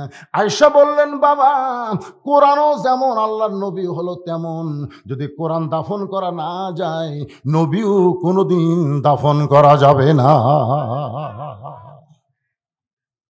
বাবা আমার 2 নম্বর প্রশ্ন হলো, 6 বছরের ছোট্ট একটা বাচ্চাকে আপনি কার সঙ্গে বিয়ে দিয়েছেন? নবীর সঙ্গে দিয়েছেন না মানুষের সঙ্গে দিয়েছেন? বাবা সত্যি করে বলতে হবে, আমার যখন 6 বছর বয়স তখন এই নবীর সঙ্গে আমাকে বিয়ে দিয়েছেন না মানুষের সঙ্গে দিয়েছেন? বাবা আমার 3 নম্বর প্রশ্ন হলো, 6 বছর বয়সে কোনো মেয়ে তো বিয়ার কিছুই বোঝে না, তাহলে আয়েশাকে আপনি 6 বছর বয়সে বিয়ে দিলেন, এটা আমার জন্য দিলেন না আপনার জন্য দিলেন? এই 3টা প্রশ্নের উত্তর দেওয়ার পরে আপনি নবী তদন্ত করতে পারবেন। তার আগে ঘরের মধ্যে ঢুকছেন ঠিকই, কিন্তু নবী তদন্ত করতে পারবেন না। আবু বকর কান্দে বলে, আয়েশা লক্ষাধিক সাহাবী বাইরে দাঁড়িয়ে আছে, আমাকে তদন্তের জন্য তুমি ভিতরে ডাই, কেমন বিপদে আমারে ফেলো না। আয়েশা বলতেছে, বাবা যদি আমার উত্তর না দেয়া তদন্ত করতে পারেন, কিন্তু উত্তর দিয়ে যদি তদন্ত করতে চাইতেন তাহলে আপনি আরো ভালো বুঝবার পারতেন। ধরে কেন সুবহানাল্লাহ। 1 নম্বর প্রশ্ন কি, কোরআন দাফন করা যাবে? অনেক লোকেরা মা আয়েশাকে প্রশ্ন করছে, বিশেষ করে মেয়েরা। একদিন মা আয়েশার কাছে এসে বলতেছে, মা নবী সম্পর্কে আমরা একটু জানবার চাই। আয়েশা বলতেছে, নবী সম্পর্কে জানবা না আমার স্বামী সম্পর্কে জানবা? মেয়েরা বলতেছে, এটা আবার কেমন কথা? আল্লাহ নবীও তিনি, আপনার স্বামীও তিনি। আয়েশা বললেন, না, আমি 6 বছর বয়সে নবীর সঙ্গে বিয়া হচ্ছে, 9 বছর বয়সে নবীর ঘরে আইছি, 18 বছর বয়সে নবী বিদায় নিছে। সর্বসাকুল্যে 9 বছর আমি নবীর কাছে ছিলাম। এই 9 বছরে আমি 3 বার মাত্র নবীকে দেখছি, আর সবসময় স্বামী হিসাবে দেখছি। তোমরা কোনটা শুনবা? 3 বার যে নবী দেখলাম সেটা শুনবা, না 9 বছর স্বামী দেখলাম সেটা শুনবা? মেয়েরা বলতেছে, মা আমরা তো নবী সম্পর্কে শুনবার চাই। মা আয়েশা বললেন, আমি দেখছি মাত্র কয়বার? 3 বার নবী হিসাবে দেখেছি, আর 9 বছর স্বামী হিসাবে দেখেছি। তোমরা যদি নবী হিসাবে শুনবার চাও একটু মনোযোগ দিয়ে শুনবেন। আয়েশাকে তোয়াক্কা না করে হযরত আবু বকর নবী তদন্তের জন্য নবীর কাছে গেলেন। নবীর কাছে যখন যাওয়ার জন্য পা বাড়াইছেন, এমন সময় জান্নাতের করুণ কাহিনী, করুণ একটা কান্না আবু বকরের কানের মধ্যে ঢুকতেছে। আবু বকর, আয়েশা আমি নবী তদন্তের জন্য পা বাড়ালাম, কিন্তু এমন কান্না কোথা থেকে আসতেছে? আয়েশা বলতেছে, বাবা আপনি জানেন না, আল্লাহর নবীর মেয়ে হওয়ার পরেও নবী যাকে মা হিসাবে সম্মান করেছে, সেই ফাতেমা নবীর কাছে কাঁদতেছে। আমার মায়েরা যারা পর্দার অন্তরালে একটু মনোযোগ দিয়ে শুনবেন। নবীর মেয়ে হওয়ার পরেও নবী ফাতেমাকে মায়ের সম্মান দিয়েছে। সেই মা নবীর কাছে বসে বসে কাঁদতেছে। আবু বকর বলে, ফাতেমা যদি কান্দে তাহলে আমি নবী তদন্ত কেমনে করব, কেমনে তদন্ত করব? এমন সময় আয়েশা বললেন, মা, একজন পরপুরুষ আমার বাবা ঘরের মধ্যে ঢুকছে, এখন তুমি একটু অন্দরমহলে যাও। মা ফাতেমা যখন অন্দরমহলে গেছে, এমন সময় আবু বকর তদন্ত করতে গিয়ে দেখে নবীর মাথার কাছে হোসাইন আর পায়ের কাছে হাসান দাঁড়িয়ে আছে। দুইটা সন্তান দৌড়ে এসে আবু বকরের দুই হাত ধরে বলতেছে, ও নানার এক নম্বর সাহাবী, এত কান্না কান্নাম, কিন্তু নবী তো, নানা তো আমাদের জবাবের উত্তর দেয় না, আমাদের কান্না দেখেও নানা কোনো কথা বলে না। যেই নানা আমাদের কোনোদিন চোখের পানি সহ্য করতে পারে নাই, সে নানার পায়ের কাছে মাথার কাছে এমন করে কাঁদতেছি গো, একটু বলেন তো আমার নানার খবর কি? কারণ আমরা যখন দুষ্টামি করতাম তখন আমার নানা আমাদের দুই ভাইকে কোলের মধ্যে নিয়ে বলতো, হাসান হোসাইন দুষ্টামি করিস না, একজন মহামানবের গল্প তোদের শোনাবো। আমরা তখন দুই ভাই চুপ হয়ে বলতাম, নানা সেই মহামানবটা কে, একটু গল্প করেন। আল্লাহ নবী বলতেন, হাসান হোসাইন শোনো, ওই গাড়ে সুরের মধ্যে হিজরতের রাত্রে যখন আমি ঘুমাইছিলাম, ওই মহামানবের উড়ারটা আমার বালুত ছিল, আমি কখন যেন ঘুমায় গেছি জানি না রে, হঠাৎ একটা বিষাক্ত সাপ তাকে কামড় মারছে, তার চোখের পানিতে চেতন পায়ের দিকে কাঁদতেছে। হাসান হোসেন বলে, নানা সেই মহামানবের নামটা কি? আমার নানা বলতেছে, ওই মহামানব হলেন আমার এক নম্বর সাহাবী আবু বকর। ছোট্ট বাচ্চারা যখন দুষ্টামি করে, মহামানবের গল্প করবেন, আবু বকরের জীবনী শোনাবেন, উমরের জীবনী শোনাবেন, আপনার বাচ্চারা কিন্তু ভালো মানুষ হবে। জোরে কোন কথা ঠিক কিনা? কান্দে, আমার কাছে তেল পড়ালাই কান্না ভালো হয় না, পানি পড়ালাই কান্না ভালো হয় না। এক আধ মাস পরে বললাম, মা খবর কি? আর কান্দে না। না হুজুর, আপনাকে দোয়ার তো আর বরকত নেই, কিন্তু কান্দে না। কেন কান্দে না? তার বাপ একটা মোবাইল কিনে দিছে, যখনই কান্দে তখন চালু করে দিই, উনি আর কান্দে না। তাহলে ছোট্ট বয়সের বাচ্চাদেরকে যদি মোবাইলের গেম খেলা দেখান, ওই কি মাল হবে? কথা কন না কেন, ভবিষ্যতে কি মাল হবে? এটাই তো ইন্নালিল্লাহ, এটাই হলো জীবনের সবচাইতে বড় বিপদ। বুঝবার পারতেছেন না? আজকে স্বয়ং জিবরাইল যদি এই সিয়ারত বসতে ওয়াজ করে আর এই যুবকদের জন্য যদি ওয়াজ করে, তারপরেও যুবকরা ভালো হবে না। কারণ এমন একটা মোবাইল প্রত্যেকটা যুবকের হাতে আছে না নাই? আমাকে ওয়াজের খাওয়া আছে। ৬,০০০ টাকার কম্বল কিনে দিছে শীতের থেকে ছেলেকে বাঁচানোর জন্য। ওরে তো মানে দিয়ে ঘুম পাড়ে, মাও কয় দেখো 12 কেজি ওজন, তুই চোখ মুখ ঢাকে ঘুম পাড়ি, নিঃশ্বাস আজকে মরবি। বাপ কয়, আমি তো আগে চিন্তা করিনি এই বদ অভ্যাস আছে, গলা পর্যন্ত কম্বল থাকবি, চোখ মুখ ঢাকছে কে? বিড়াল যখন ইন্দুর ধরে, বাবা চুবি চুবি যে কম্বল টান দেয়, দেখে ওরে বাবা রে, ওই মরেনি রে, ওই চোখে মুখে কম্বল দিয়ে ভিতরে সেট করছে, ভিতরে মাল সেট করছে। বাবাকে আহ আহ, মা কয় কি হলো, মরছে নাকি? আরে আর জীবন বাসা আছে কিন্তু ইমান মরিছে। এই মোবাইল অধিকাংশ যুবকের ইমান মারা ফেলছে। তোর কথা কর না কেন? এটাই হলো ইন্নালিল্লাহ। সবচাইতে বড় বিপদ হলো এই যুবকদের হাতে স্ক্রিন টাচ মোবাইল। মানুষ মরা কোনো বিপদ না পাগলা, ইজা আসাবাত মুসিবা। আল্লাহ বলতে যে বিপদ আপদ যখন আসবে তখন তোমরা বলবে ইন্নালিল্লাহ। তাহলে হাসান হোসেনের দুষ্টমি বন্ধ হইতো একটা মহামানবের গল্প শুনে।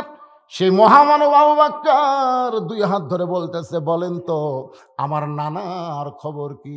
সঙ্গে সঙ্গে আবু বকর আল্লাহ নবীর কপালে চুম্বন দিয়ে বললেন, ওমর ফারুক ঠিক বলেছে, নবী কোনোদিন মরতে পারে না, নবী কোনোদিন বিদায় নেবার পারে না। হাসান হোসেনকে নিয়ে ঘর থেকে বাইরে আইস। আবু বকর বলে, আলী আমি তদন্ত করলাম, কিন্তু তুমি উত্তর দাও। আলী মুসকি মুসকি হাসি আর বলে, আপনি করবেন তদন্ত আর আমি উত্তর দিব কেন? আবু বকর বলে, আলী রে, তোর দুইটা সন্তান যেভাবে আমার হাত ধরেছে, এদের সামনে ঘরের কথা বলতে পারবো না। ঘরে কি দেখলাম এই দুই বাচ্চার সামনে বলতে পারবো না। আবু বকর সাহাবীদের সামনে বললেন, রে সাহাবীরা, আমার নবী যে বিদায় নিয়েছে এই কথা দুনিয়ার সবাই জানতে পারে, কিন্তু হাসান হোসেনকে যেন তোমরা জানায়ও না, কারণ এরা দুই ভাই যদি জানতে পারে তাহলে নবী রওজার পাশে যদি দুই ভাই একসঙ্গে ডাক দেয়, না না না না বলে, আমি আবু বকর বলতেছি নবীর ঘুম ভাঙ্গা যাবে, নবী বড় কষ্ট পাবে। এই জন্যে বললেন, আলী তুমি তদন্তের রিপোর্ট দাও। হাসান হোসেনকে নিয়ে যখন হয়তো আবু বকর সরে গেলেন, এমন সময় সমস্ত সাহাবী বললেন, আলী আপনাকে যখন তদন্তের রিপোর্ট দিবার বলল, এখন আপনি নবী সম্পর্কে বলেন। কারণ রাসূল বলেছেন, আনা মাদিনাতুল ইলমি ওয়া আলিউ বাবুহা, আমি হচ্ছে এলেমের শহর, আলী হচ্ছে তার দরওয়াজা। আলী চোখের পানি নিয়ে বলতেছে, হাসান হোসেনের নানা মারা গেছে, ফাতেমার বাবা মারা গেছে, আমার শ্বশুর মারা গেছে, কিন্তু নবী কোনোদিন মৃত্যুবরণ করবে না। নামাজ থাকবে যতদিন, নবী থাকবে ততদিন। আজান থাকবে যতদিন, নবী থাকবে ততদিন। কলেমা থাকবে যতদিন, নবীও থাকবে ততদিন। আজকে কোনো হিন্দু যদি মুসলমান হওয়ার চায়, যদি বলে লা ইলাহা ইল্লাল্লাহ, মুসলমান হয়ে গেলাম, কারণ আল্লাহ হচ্ছেন হাইয়ুন, আল্লাহ হলো জীবিত, নবী মারা গেছে, মুহাম্মদ রাসূলুল্লাহর বলবো না, আপনারা বলেন তো তার ঈমানকে আল্লাহ কবুল করবে? কারণ লা ইলাহা ইল্লাল্লাহর প্রতি যেমন বিশ্বাস স্থাপন করবা, মুহাম্মদ রাসূলুল্লাহকেও তেমন গ্রহণ করা লাগবে। আমাদের ফিতনাবাদের কোনো সময় নাই, আমরা মিলেমিশে আল্লাহর নবীকে ইত্তেবা করতে চাই। মুসা বলতেছে, আল্লাহ মৃত্যুকে পছন্দ করার 2 নম্বর কারণ মনে আছে না ভুলে গেছেন? এই মৃত্যুকে পছন্দ করার 2 নম্বর কারণ কি ভুলে গেছেন? হ্যাঁ।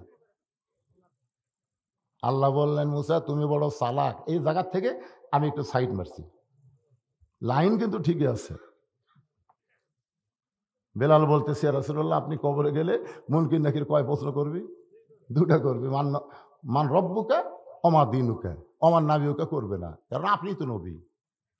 আল্লাহ রাসূল তখন একটা কথা বলছেন, যে কথাটা একটু ভালো করে বোঝেন, যে মানুষ মরে কবরে গেলে মুনকির নাকির তাকে প্রশ্ন করবে, কিন্তু যদি কবরই না হয় তাহলে প্রশ্ন হবে? আর বেশি রাসূল বলেনি, এখন আপনারা বুঝেলেন, আপনারা এখন বুঝেলেন। হ্যাঁ, এরপরে আর বেশি বলা যাবে না, এখন আপনারা বুঝেন, আসেন। ওয়ালা তাকুলু লিমান ইউকতালু ফি সাবিলিল্লাহি আমওয়াতুন বাল আহইয়া ওয়ালাকিন লা তাশউরুন। এর বাংলা অর্থ হলো, আল্লাহ রাস্তায় যারা জীবন দিবে, আল্লাহ রাস্তায় যারা জীবন দিবে, আল্লাহ বলেছেন তাদেরকে তোমরা মৃত্যু বলো না, বরং আমি আল্লাহ বলতেছি তারা জীবিত। আমি আপনাদের কাছে বোঝানোর জন্য বলতেছি, হোসাইন রাদিয়াল্লাহকে যখন হত্যা করে ইয়াজিদের লোকেরা, তার দেহ থাকলো কারবালার প্রান্তরে, আর মাথা নিয়ে গেল দামেস্কে। জোরে কোন, দেহ কোথায়? কারবালা মানে কি? কারবালা, কারবালা শব্দের অর্থ হলো কারিবুল বালাহ। কারিবুল বালাহ মানে বিপদ অতি নিকটে, পরে হয়ে গেছে কারবালা। দেহ পড়ে আছে কারবালায়, মাথা নিয়ে গেছে দামেস্কে। এরকম একটা গামলার মধ্যে মাথা নিয়ে এজিদের সামনে জমা দিল। এজিদের হাতে তখন একটা লাঠি ছিল, ওই লাঠিটা হোসেন রাদিয়াল্লাহর মুখের মধ্যে ঢুকাইয়া, এরকম মুখের মধ্যে ঢুকাই বলল, জেদি জেদি, এত সুন্দর প্রস্তাব দিলাম, তুমি ইমামতি করবা আর আমি রাষ্ট্রপতি হব, আর তুমি তোমার নানার ইসলামকে গালেব করার জন্য, বিজয়ী করার জন্য আমার বিরুদ্ধে লাগলে, এখন তুমি শেষ, আমি জীবিত। হোসেনকে বলতে, তুমি শেষ, আমি জীবিত। খুব খেয়াল করে শুনবেন, মৃত্যুকে পছন্দ করার 2 নম্বর কারণ, তুমি শেষ, আমি জীবিত।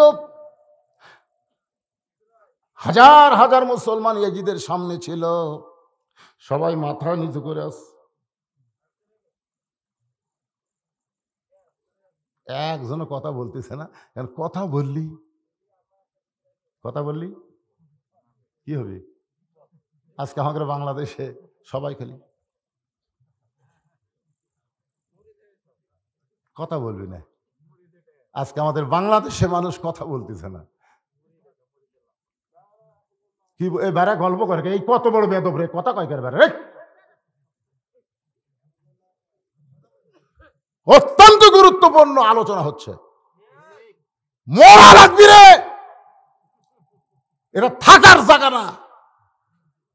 5 তলায় উঠে 1.5 লাখ টাকার খাটে 12,000 টাকার কম্বল গাঁত দেখায়, হামাক নামাইকে আমার বাড়ি আমার ঘরে হামাক নামাইকে 9টার সময় এই কথা বলে বেড়া কম্বল চোখে মুখে দিয়ে ঘুমাইছে। ফেরেশতাকে আল্লাহ দেখো কি কয়ে ঘুমাইলো, আল্লাহ কয় দেরি কর। রাত 3টার সময় একটা ভূমিকম্প দিছে, ওই এত ফোর্সে নামছে, কম্বলের মুখে ঘুমের ঠালাই তার লঙ্গি খুলে আছে, ওটা আর পড়ার টাইম পায় না, সেখানে ন্যাংটা হয়ে নামছে। ফেরেশতাকে আল্লাহ 9টার সময় কইলো আমাকে নামাই কি, আর 3টার সময় তুমি ন্যাংটা করে নামালে। আজকে যারা এরকম অহংকার করতেছে আমাকে নামাই কি, আল্লাহ কয় দুনিয়ার বাসী পারবে না, বাংলাদেশেরা পারবি না, আমাকে নামান লাগবে। জোরে কর কথা দেখতে, তবে নামানো হবে ন্যাংটা করে। জোরে কন কি করে? ইয়াজিদ কি কয়, আমার ক্ষমতা, আমি জীবিত, তুমি শেষ। একজনও মাথা তোলে না, একজনও তোলে না, তুললি তার মাথা কাটবি। আজকে আমাদের দেশের অবস্থা হচ্ছে তাই, কেউ কথা কয় না। কথা বললি বিপদ, দরকার নাই ভাই, ফিস ফিস করে গল্প করে, দেওয়ালের কান আছে, দেওয়াল এমন হয়ে গেছে। 80 টাকার সয়াবিন তেল 200 টাকার গেছে, একটা কথা কয় না।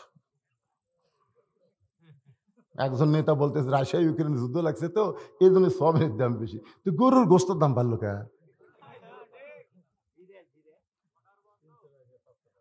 শোনেন, আসলে আমরা কথা বলতেছি না, না বলেন ঠিক নেই, অসুবিধা নেই।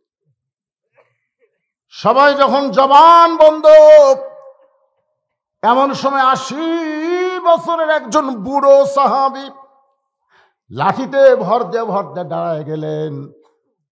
নবীর সুন্নত হলো লাঠি রাখা, সোনা কর না কেন, লাঠি ধরে ভর দিয়ে খাড়া হলেন। লাঠি যে কি জিনিস আমি বুঝেছি। ড্রাইভার কয় হুজুর নামেন, বাসার যান, আমি গাড়ি গ্যারেজে রাখতেছি। আমাকে নামা দিছে, ভাই কেবল গেট খুলে বাসার দিকে পা দিছি, 4-5টা কুত্তে এসে আমাকে ধরছে। মানে যেদিন থেকে কালো জুব্বা গাওয়াত দেই সেদিন থেকে কুত্তে আমার উপর খেপা, খাও খাও খাও করে ধরলো, মানে জুব্বা আমার সিঁড়ি। ইন্নাহুম ইয়াকিদুনা কাইদা ওয়াকিদু কাইদা। তারপরে দোয়া ইউনুস পড়তেছি, আয়তাল কুরসি পড়তেছি, না কুত্তে লড়ে না। তখন আমার ইমান বলতেছে হুজুর তোর মুখত খালি দোয়া আছে, হাতত লাঠি নাই। দোয়ার সাথে যদি লাঠি থাকতো একটা বাড়ি মারলে কুত্তে কোন জায়গায় দৌড় মারতো। আমি সেদিন থেকে বুঝেছি খালি দোয়া দিয়া কুত্তা খেদান পাবে না, কুত্তা খেদাবে আল্লাহর বড় ভালো লাগতেছে। যেই হোসাইন নবীরে ঘোড়া বানাইলে আল্লাহর ভালো লাগে, সেই হোসাইনের মুখের মধ্যে লাঠি ঢুকাইয়া তুমি কেমনে বলতেছো হোসাইন শেষ হয়ে গেছে? হোসাইন শেষ হয় নাই। আনাস বলতেছি আজিজ, হাজার হাজার সাহাবীর মধ্যে নবী যখন আলোচনা করতেছে, সমস্ত সাহাবীরা পাগলের মতন নবীর ওয়াজ শুনতেছে। এমন সময় ওই ছোট্ট হোসাইন যার মুখের মধ্যে লাঠি ঢুকাইলা, ও কোত্থেকে দৌড়ে এসে বলে নানু ভাই আমি একটু আপনার সঙ্গে খেলা করবার চাই। নবী ওয়াজ করতেছে, সাহাবীরা শুনতেছে, আর হোসাইন নানার সঙ্গে খেলা করবে। আবু বকর ওরা হুযায়ফা রে, আসতে দেশ না রে, আসতে দেশ না। এত সুন্দর কথা বন্ধ হয়ে গেলে কিন্তু আর পাবি না। কারণ নবী যত কথা বলে নবী বলে না, আমার আল্লাহ নবীর জবান দিয়ে বের করে দেয়। মা ইয়ান্তিকু আনিল হাওয়া ইন হুয়া ইল্লা ওয়াহয়ুন ইউহা। হুযায়ফা দৌড়ে এসে হোসেনকে কোলের মধ্যে নিয়ে বলে, বাবু তুমি এখন তোমার নানার কাছে যাইও না, কারণ তোমার নানা ওয়াজ করতেছে, সাহাবীরা পাগলের মতন শুনতেছে। হুযায়ফার কোল থেকে হোসেন চিল্লায় বলে, রে নানার সাহাবীরা, আমার নানাকে চিনো বলে নানার ওয়াজ তোমাদের ভালো লাগতেছে, আর আমাকে চিনো না বলে নানার কাছে আমাকে যাবার দিচ্ছ না। আজকে শুনে নাও, ওই বক্তা নানার চাইতে আমি হোসেন কোনো অংশে ছোট না। যেই বলছে আজকে শুনে নাও, ওই বক্তা নানার চাইতে আমি কোন অংশে ছোট না। সঙ্গে সঙ্গে হযরত আলী দৌড়ে এসে হুযায়ফার কোল থেকে কাইরা নিয়া হোসেনের মুখে এত জোর একটা ঠাসি মারছে। এই ছোট মুখ দা বড় কথা কেমনে বলিস, কার সঙ্গে নিজের তুলনা করিস, এ বলে এত জোরে একটা ঠাসি মারছে। ঠাসির কারণে, কারণ আলী নিজের জীবনের চাইতেও নবীকে বেশি ভালোবাসে। সুবহানাল্লাহ কর না কেন? তাহলে হোসেনকে বেশি ভালোবাসেন আল্লাহর নবী, তো নবীর সাথে বেয়াদবি মারছে, ঠাসি খেয়াল নাই, নিচের দাঁত দিয়া উপরে লব কাইটে গেছে। মুখ থেকে যেই মাত্র হাত টান দিল, হোসেন হযরত আলীর কাছ থেকে বলতেছে, রে নানার সাহাবীরা, একজন সাহাবীর কাছ থেকে আমি বলেছি নানার চাইতে কোন অংশে ছোট না। এখন শোনো, ওই নানার চাইতে আমি হোসেন অনেক বড়। যেই কইছে বড়, সঙ্গে সঙ্গে ওমর ফারুক চিল্লায় বলে, আলী রে, তোমার সন্তানকে তুমি সামলাও, আমার নবীর সঙ্গে বেয়াদবি করলে আমি কিন্তু সহ্য করতে পারবো না। আলী যখন হোসেনকে নিয়ে যাবার চাই, এমন সময় নবী দুইখানা হাত বাড়ায় বলতেছে, আলী রে, আমার কলিজাকে আমার কাছ থেকে আলাদা করিস না। হযরত আলী যখন হোসেনকে ছাইড়া দিছে, হোসেন এক দৌড়ে নানার কোলে গিয়ে বলে, নানু ভাই, আপনাকে ছাড়া আমি বাঁচবো না, আমার জীবনের চাইতেও আপনাকে বেশি ভালোবাসি। নবী বললেন, ভাইজান তুমি আমার সমান বলেছ, মানে নিলাম, কিন্তু আমার চাইতে বড় এই কথা সাহাবীরা শুনতে পারে না। হোসেন বলে, না না, আমি বুঝবার পারছি আপনারও মন খারাপ হয়ে গেছে। আমি আপনাকে তিনটা প্রশ্ন করব না। এক নম্বর প্রশ্ন হলো, আপনার সাহাবীদের সামনে একটু আপনি বলবেন, আমার বাবা বড় না আপনার বাবা বড়? একটু সাহাবীদেরকে শোনায় দেন, এই দুইজনের মধ্যে কার বাবা বড়? রাসূল কান্দার বলে, সাহাবীরা রে, এমন প্রশ্ন আমাকে কেউ কোনোদিন করবে আমি কোনোদিন কল্পনা করি নাই। আজকে যখন হোসেন জানবার চাই, তাহলে শোনো, আমার বাবা আব্দুল্লাহর চাইতে হোসেনের বাবা আলী আল্লাহর কাছে কোটি কোটি গুণ বড়। হোসেন বলে, না না, আপনার মা আর আমার মা, এই দুইজনের মধ্যে কার মা বড়? একটু চিন্তা ভাবনা করে বলেন না না, আপনার সাহাবীদেরকে একটু বলতে হবে। রাসূল কান্দের বলে, আমার মা আমিনার চাইতে হোসেনের মা ফাতেমা আল্লাহর কাছে কোটি কোটি গুণ বড়। হোসেন বলে, না না, আমার 3 নম্বর প্রশ্ন হলো, আপনার নানা আর আমার নানা, এই দুই নানার মধ্যে কোন নানা বড়? ওমর ফারুক দৌড়ে এসে হোসেনকে বুকের মধ্যে নিয়ে চুমা দেয়, বলে, হোসাইন, আমি মূর্খ মানুষ বাবা, আমি বুঝতে পারি নাই, কিন্তু তোমার বাবা এত বড় জ্ঞানী হইয়া তোমার মুখে ঠাসি কেমনে দেয়? হোসাইন রে, তোমার নানার নানা ওয়াহাব জুহরিকে দুনিয়ার কেউ চেনে না, আর হোসেনের নানাকে স্বয়ং আল্লাহ কোরআনে করছেন ঘোষণা, ওয়া ইন্নাকা লাআলা খুলুকিন আযীম। হোসেন বলে, না না, এখন বলেন তো, বাপের দিক দিয়ে যদি আমি বড় হই, মায়ের দিক দিয়ে যদি আমি বড় হই, নানার দিক দিয়ে যদি আমি বড় হই, আপনি কোন দিক দিয়ে আমার কাছে বড় হলেন? সঙ্গে সঙ্গে নবী হোসাইনকে এভাবে হাত দিয়ে তুলে বলতে, সাহাবীরা, এই হোসাইন অনেক বড়।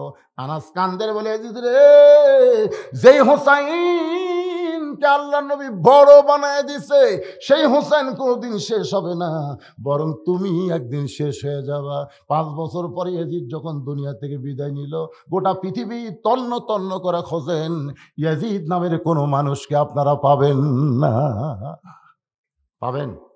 আপনাকে নিয়ামতপুর ইয়াজিদ নামের কয়েকজন আছে, আর প্রত্যেক পাড়ায় পাড়ায় হোসাইন আছে না নাই? এজন এখন আছে না নাই? এখান থেকে কি প্রমাণ হলো? ক্ষমতার চেয়ার পায়া ভালো মানুষকে যারা হত্যা করবে, ওই ভালো মানুষ কোনোদিন হত্যা শেষ হবে না, বরং এরা কিয়ামত পর্যন্ত অমর থাকবে। আর যারা হত্যা করবে ইয়াজিদ মার্কা, এরা শেষ। এরকে নাম গন্ধ খুঁজে পাবেন না। আমার এলাকার আকাশ চন্দ্র হিন্দু মানুষ, তার বেটা ছিল আমার কাছে নিয়ে এসে, মামা একটু দোয়া করে দেন। এখন 1 নম্বর দোয়া হলো তোর বেটার নাম এজিৎ। আমার কলতে কারে দেখে অভিশপ্ত এজিৎ, আমি হিন্দু হবার পারি তাই বলে এজিৎ থমো। হিন্দুরাও পর্যন্ত তার বেটার নাম এজিৎ থই না রে। তাহলে কি বুঝলেন আপনারা, কি বুঝলেন? আল্লাহর জন্য জীবন দেওয়া মানে কি বুঝলেন তো? হোসাইন কার জন্য জীবন দিছে? ধরে কারণ কার জন্যে? মুসা মৃত্যুকে পছন্দ করার 2 নম্বর কারণ হলো আমার জীবনটা কেবলমাত্র শুধুমাত্র আপনার জন্য অক্ষ করেছি।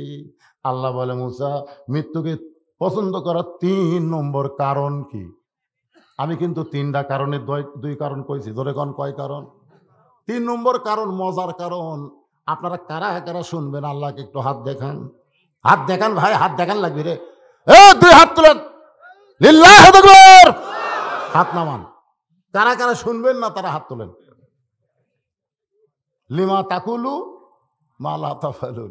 এই যে শুনবেন কয়া যদি না শোনেন, আল্লাহ বলেছেন কথার সাথে কর্মের যদি মিল না থাকে ওই হলো টাটকা মুনাফিক।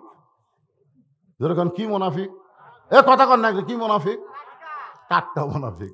ঘড়ির দিকে তাকাই দেখলাম খুব বেশি বাজে নাই, কেবল বাজতেছে 11:30। আর একটা কারণ, এটা তো মজার কারণ, 1-1 ঘন্টা লাগবে।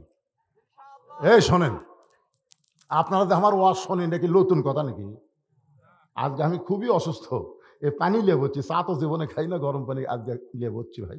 আপনাকে দোয়াতে মোটামুটি গলা ক্লিয়ার হচ্ছে না, ইনশাল্লাহ সমস্যা হবে না। ও যে হুন্ডার চড়া 15 কিলো, ঠান্ডা লাগছে ভাই। আল্লাহ, তো এই মাদ্রাসার আবার আমার জন্য থোছে। আমি বললাম ভাই দ্বিতীয় বক্তা দিয়ে কাম সারেন বারে।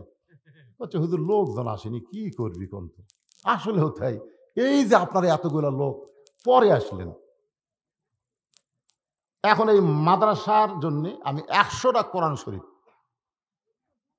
100টা কোরআন শরীফ আপনাদের কাছে বিক্রি করবো এই মাদ্রাসার জন্য।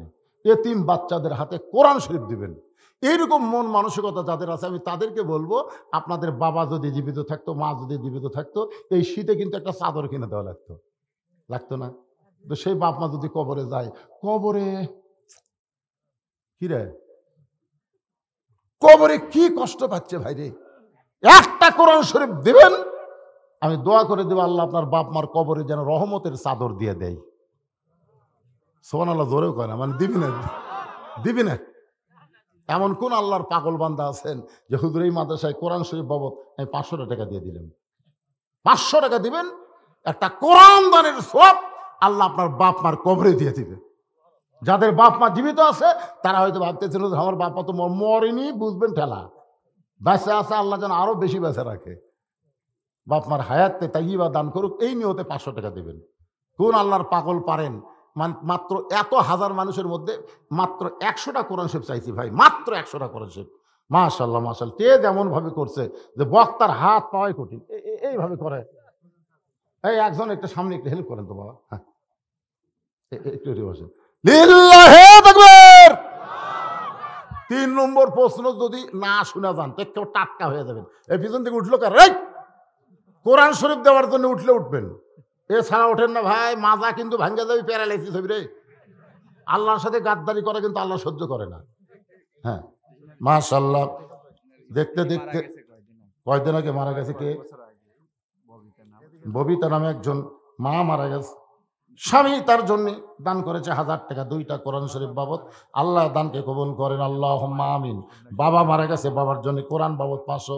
বাবা কান্দে, মা কান্দে, কবরে শুইয়া, দেখলি না রে দরদের বেটা একবারও আসিয়া। বাবার জন্যে মায়ের জন্যে কোরআন শরীফ বাবদ পৃথিবীর শ্রেষ্ঠ দান। এ মাদ্রাসায় একটা কোরআন দেওয়া লাগবে ভাইজান, মাত্র 500 টাকা দেবে। কি দিল? লিল্লাহি তাকবীর। তকবীর একটু জোরে দেন। সিমেন্ট পাওয়া গেছে, বাবুলের বাপ মা 2 জনে মারা গেছে, 2 বস্তা সিমেন্ট। এটাই বাবুল, বাবার জন্য একটা কোরআন শরীফ 500 টাকা দান করছে। বাবুল কিন্তু সিমেন্টের নাম লেখাছে। আপনাদের মধ্যে কেউ আছেন একটু হাত তোলেন যে হুজুর আমি 1 বস্তা সিমেন্ট দেবো? ওই যে একজন হাত তুলছে, বাজান একটু দেখা গেল হাত তুলে নাম আছেন তো বোঝা যাচ্ছে না। 2 বস্তা দিব। ওনার নাম কি? ওই বাবুলি তো, ওটা তো আগেই দোয়া করছে, আবার হাত তুললো কেন? মোস্তাফিজের মা অসুস্থ, ওনার বড় ভাই এবার একটা তকবীর সাইদ মধ্যে লাগবে ভাই। মোস্তাফিজুর রহমানের মা অসুস্থ, তার বড় ভাই এ মাদ্রাসায় 10 কাঠা জমি দিছে। একটা জোরে সোরে তকবীর দেন তো ভাই। 10 কাঠা জমির দাম কত রে দেখি?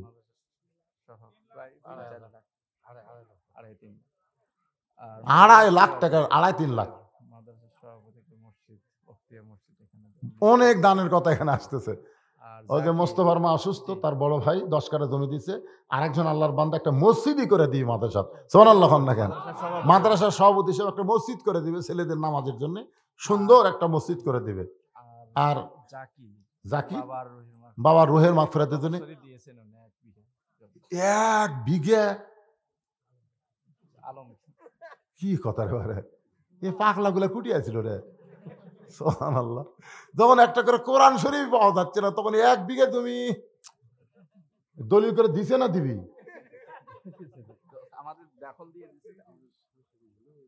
এক লোক 2 মণ ধান দিয়ে বাড়িতে গেছে, বউ বলতে তোমার নামে হুজুর দোয়া করলো কেন?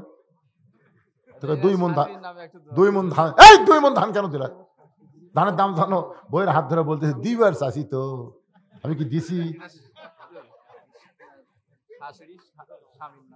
শাশুড়ি এবং শাশুড়ির স্বামীর জন্য, তাহলে আপনার কি হয়?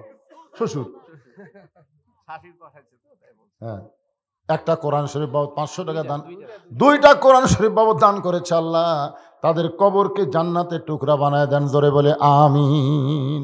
ভাইজান যারা আশেপাশে গেলেন, উঠলেন, বসলেন, এখন বসেন, সবাই বসেন, এখন আবার আলোচনা শুরু করবো। কিন্তু ভিতরে আদায় হয়েছে, ছেলেবেলে ব্যাগ নিয়ে ঢুকলো, এই ব্যাগগুলা কোথায় রে, দেখা যায় না, এত বড় মাহফিল আদায় শেষ। লা ইলাহা ইল্লাল্লাহ মোহব্বতে লা ইলাহা ইল্লাল্লাহ, লা ইলাহা ইল্লাল্লাহ, লা ইলাহা ইল্লাল্লাহ মুহাম্মাদুর রাসূলুল্লাহ, লিল্লাহি তাকবীর। জাকির এই মাদ্রাসায় 1 বিঘা জমি, জোরে কান মারহাবা। আর একজন 10 কাঠা দিছে, তার মা অসুস্থ। আর একজন মাদ্রাসা সভাপতি, আবার আজকের মাহফিলের সভাপতি না মাদ্রাসা, উনি একটা মসজিদ তৈরি করে দিবেন। আমরা 3 পাগলার জন্য একটু দোয়া করি। 3 পাগলা, কয় পাগলা? আল্লাহুম্মা আমিন। আল্লাহ তোমার নবীর এতিম ঘরকে মহব্বত করে সে ঘরের সামনে আল্লাহ তোমার একটা ঘর তৈরি করে দিবে মাদ্রাসার সভাপতি। আল্লাহ আল্লাহ মা অসুস্থ, তার বড় ভাই বড় সন্তান 10 কাঠা জমি দান করেছে, মাকে সুস্থ দান করো আল্লাহ। জাকির পাগল তোমার নবীর ঘরে 1 বিঘা জমি দিয়েছে আল্লাহ। আল্লাহ মেহেরবানি করে তাদের সকলকে জান্নাতে মানুষ হিসেবে কবুল করে নাও, বিরহমাতিকা ইয়া আরহামার রাহিমিন। কত হলো এটা? হলো কত? 39, 40টা হয়েছে, মাশাআল্লাহ। 40টা কোরআন পাওয়া গেছে। 100টা চাইছিলাম, 40টা। জি, লিল্লাহি তাকবীর। মহিলাদের মধ্যে থেকে 3 জন মহিলা 500-500 করে 3টা কোরআন শরীফ দিছে।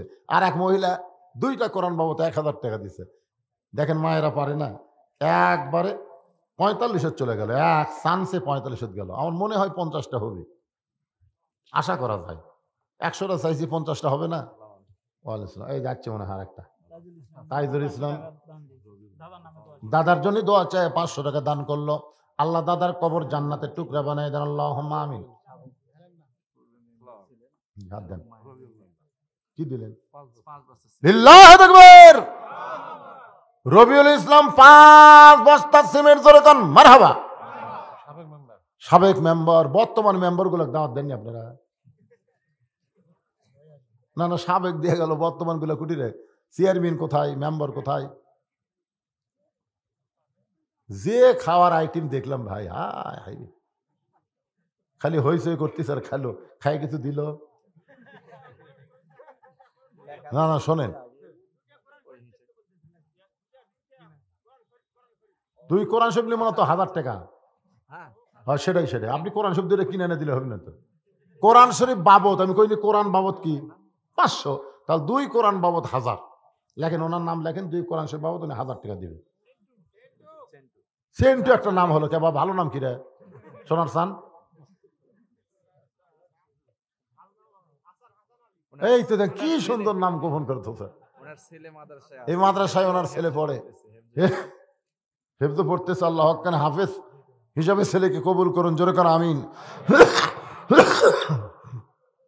একটু জিকির করেন লা ইলাহা, ঠান্ডা হয়ে গেছে, লা ইলাহা ইল্লাল্লাহ। হাসান আলী ছেলে মাদ্রাসায় হেফজ করতেছে, 2টা কোরআন শরীফ বাবদ 1000 টাকা দান করলো, আল্লাহ কবুল করেন। আর একজন দিছে, তাহলে কত হলো? 47 হয়ে গেছে, তাই না? 47 হয়ে গেছে ইনশাল্লাহ। আর 3টা দেন, 3 জন আল্লাহর পাগল, 3টা কোরআন বাবদ 1500 টাকা দেন। একজন তো দিবার পরে আলহামদুলিল্লাহ, 3 জন দিলে অসুবিধা নাই। 50টা কোরআন শরীফ বাবদ 500 করে ধরলে 25,000 টাকা, একে লকদা আদায় হয়ে গেল। সুবহানাল্লাহ হবেন না? মাশাআল্লাহ, 48টা হয়েছে, আর মাত্র 2টা লাগবে।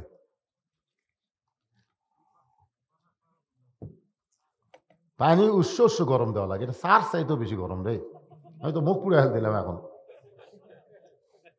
কি বিপদে পড়ছি ভাই, দোয়া করেন তো আগামীকাল থেকে গলাটা যেন সাইজ হয়ে যায়। এই খুশখুশি কাশ খুব কষ্ট হচ্ছে। মুসা বলতেছে আল্লাহ মৃত্যুকে পছন্দ করার 3 নম্বর কারণ। এই 3 নম্বর কারণ বলার আগে আমি একটা গান গাবো। এই গান গাইলে কোনো পাপ হবে না, শুনলেও হবে না। আপনার বিড় করে যদি আমার সাথে বলেন তাও পাপ হবে না। গানটা হলো, চলতে পথে 2 দিন থামিলাম, যাবার কালে একজন আরো দেখা না পাইলাম। কে রে, গুনাহ হবে? এটা কি সত্যি কথা না মিথ্যা কথা? মানে দুনিয়া রুহের জগৎ থেকে আসতেছি যাচ্ছি, জোরে কোন কথা ঠিক কিনা? এটা কিন্তু চলা পথ, জোরে কোন কি পথ? চলতে পথে 2 দিন থামিলাম, যাবার কালে একজন আরো দেখা না পাইলাম। ও আমার সাদের মালা যাই রে ছিঁড়ে, রইব না আর বেশি দিন তোদের মাজারে। বাল তুসিরুনাল হায়াতাদ দুনিয়া ওয়াল আখিরাতু খায়রু ওয়া আবকা। মুসা বলতেছে আল্লাহ মৃত্যুকে পছন্দ করার 3 নম্বর কারণ হলো এই ক্ষণস্থায়ী জীবনের মৃত্যুর মাধ্যমে সঙ্গ ত্যাগ করে চিরস্থায়ী জীবনে আমি চলে যাব। দুনিয়া কি ক্ষণস্থায়ী, জোরে কোন দুনিয়া কি? থাকতে পারবেন? আর আখেরাত কি? আপনাদের কাছে কোনটা ভালো, ক্ষণস্থায়ী না চিরস্থায়ী? তাহলে চিরস্থায়ী জগতে যাইতে গেলে মৃত্যুর মাধ্যমেই যাইতে হবে। 1 নম্বর কারণ হলো না মরলে জান্নাতে যাওয়া যাবে না। 2 নম্বর কারণ হলো মরব কার জন্যে। আর 3 নম্বর কারণ হলো মরা মাত্রই ক্ষণস্থায়ী জীবনের সমাপ্তি হবে, চিরস্থায়ী একটা সুন্দর জীবন আল্লাহ আমাদেরকে উপহার দিয়ে দিবে। এখন ক্ষণস্থায়ীর মধ্যে থাকতে ভালো লাগতেছে না। ইয়া আইয়ুহাল ইনসান, আল্লাহ বলেছেন হে মানুষ, মা গররাকা বিরাব্বিকাল কারীম, কিসের মায়া, কিসের ধোকায় পড়ে আমার মতন আল্লাহকে তোমরা ভুলে গেলে। যে আল্লাহ তোমাদের জন্য সালামুন আলাইকুম তিবতুম ফাদখুলুহা খালিদিন, 8টা জান্নাতের দরজা খুলে রাখছি, খালি আসবা ঢুকবা, জোরে কোন সুবহানাল্লাহ। অথচ দুনিয়ার মোহে পড়ে আমার মতন সম্মানিত আল্লাহকে তোমরা ভুলে গেলে। খুব চালাকি করতে হবে আমাদের। চালাকটা কি জানেন? বাহলুল পাগল খলিফা হারুনের দরবারে খুব ঘোরাঘুরি করতো। উজির নাজির মন্ত্রীরা বিরক্ত হয়ে বলল যাবো না, এই পাগলা কখনো হাসে কখনো কান্দে, তাকে বাইর করে দেন তো। খলিফা হারুন চিন্তায় পড়ে গেলেন, পাগলকে তো জোর করা যাবে না। পাগলকে কাছে ডেকে বললেন, বাহলুল ভাই আমার একটা কাজ করে দেন। বাহলুল বলে, আমি পাগল মানুষ কি খাম? বলে, কামটা হলো আমার একটা লাঠি আছে, এই লাঠিটা আপনার চাইতে বোকা মানুষ যদি পাবেন তাও লাঠিটা দিয়ে দিবেন।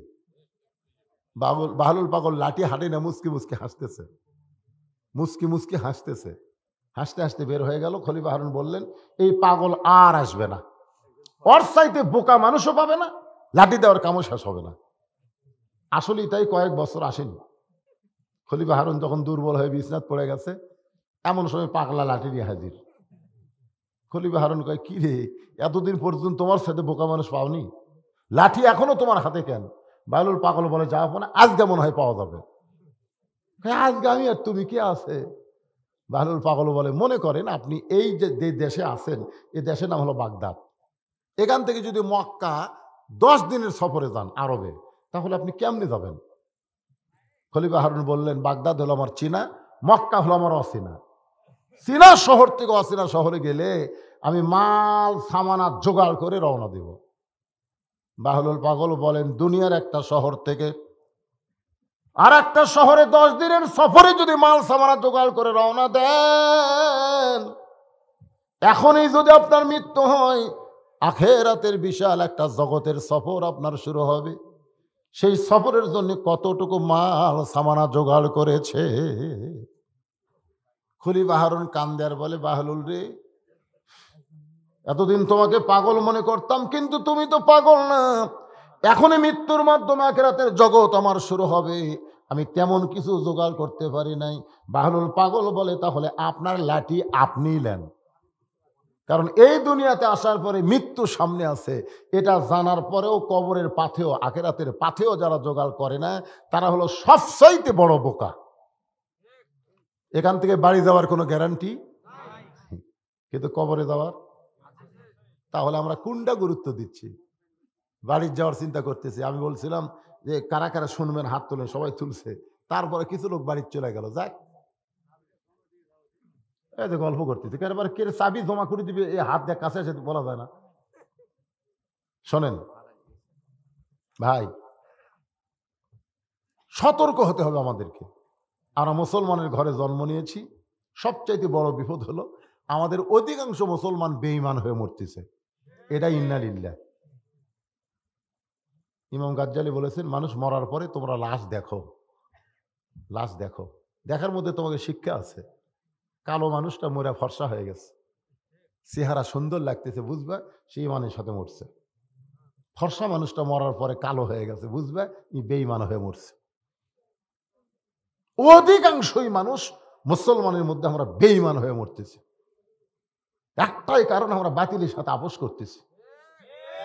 জমির ধান দেখবার যায়, দেখো ওপর জমির পানি চলমল করতেছে, নিচে ওর জমির পানি নেই, চারিদিকে তাকাচ্ছে, কেউ নাই, কেউ নেই। আস্তে করে বসে আল কাটা দিয়ে ওই পানিতে হাত ধুয়ে আবার উঠে চারিদিকে তাকায়, আলহামদুলিল্লাহ কেউ দেখেনি, অথচ আসরের নামাজ পড়ে, অথচ বলে কেউ দেখেনি। এইরকম লোক নামাজে হবে, কিন্তু এরা বেঈমান হবে। জোরে করার কথা ঠিক কিনা? এই জন্য সতর্ক হতে হবে ভাই। যে কোনো সময় আমাদের মৃত্যু হবে, যে কোনো সময় মৃত্যু হবে। মৃত্যু ইন্না লিল্লাহ না, বরং বেঈমান হয়ে বেঁচে থাকাই ইন্না লিল্লাহ। জোরে করার কথা ঠিক কিনা? আল্লাহ পাক আমাদের সকলকে ইমানে আমলে কবুল করুক। সকলে বলে আল্লাহুম্মা আমিন।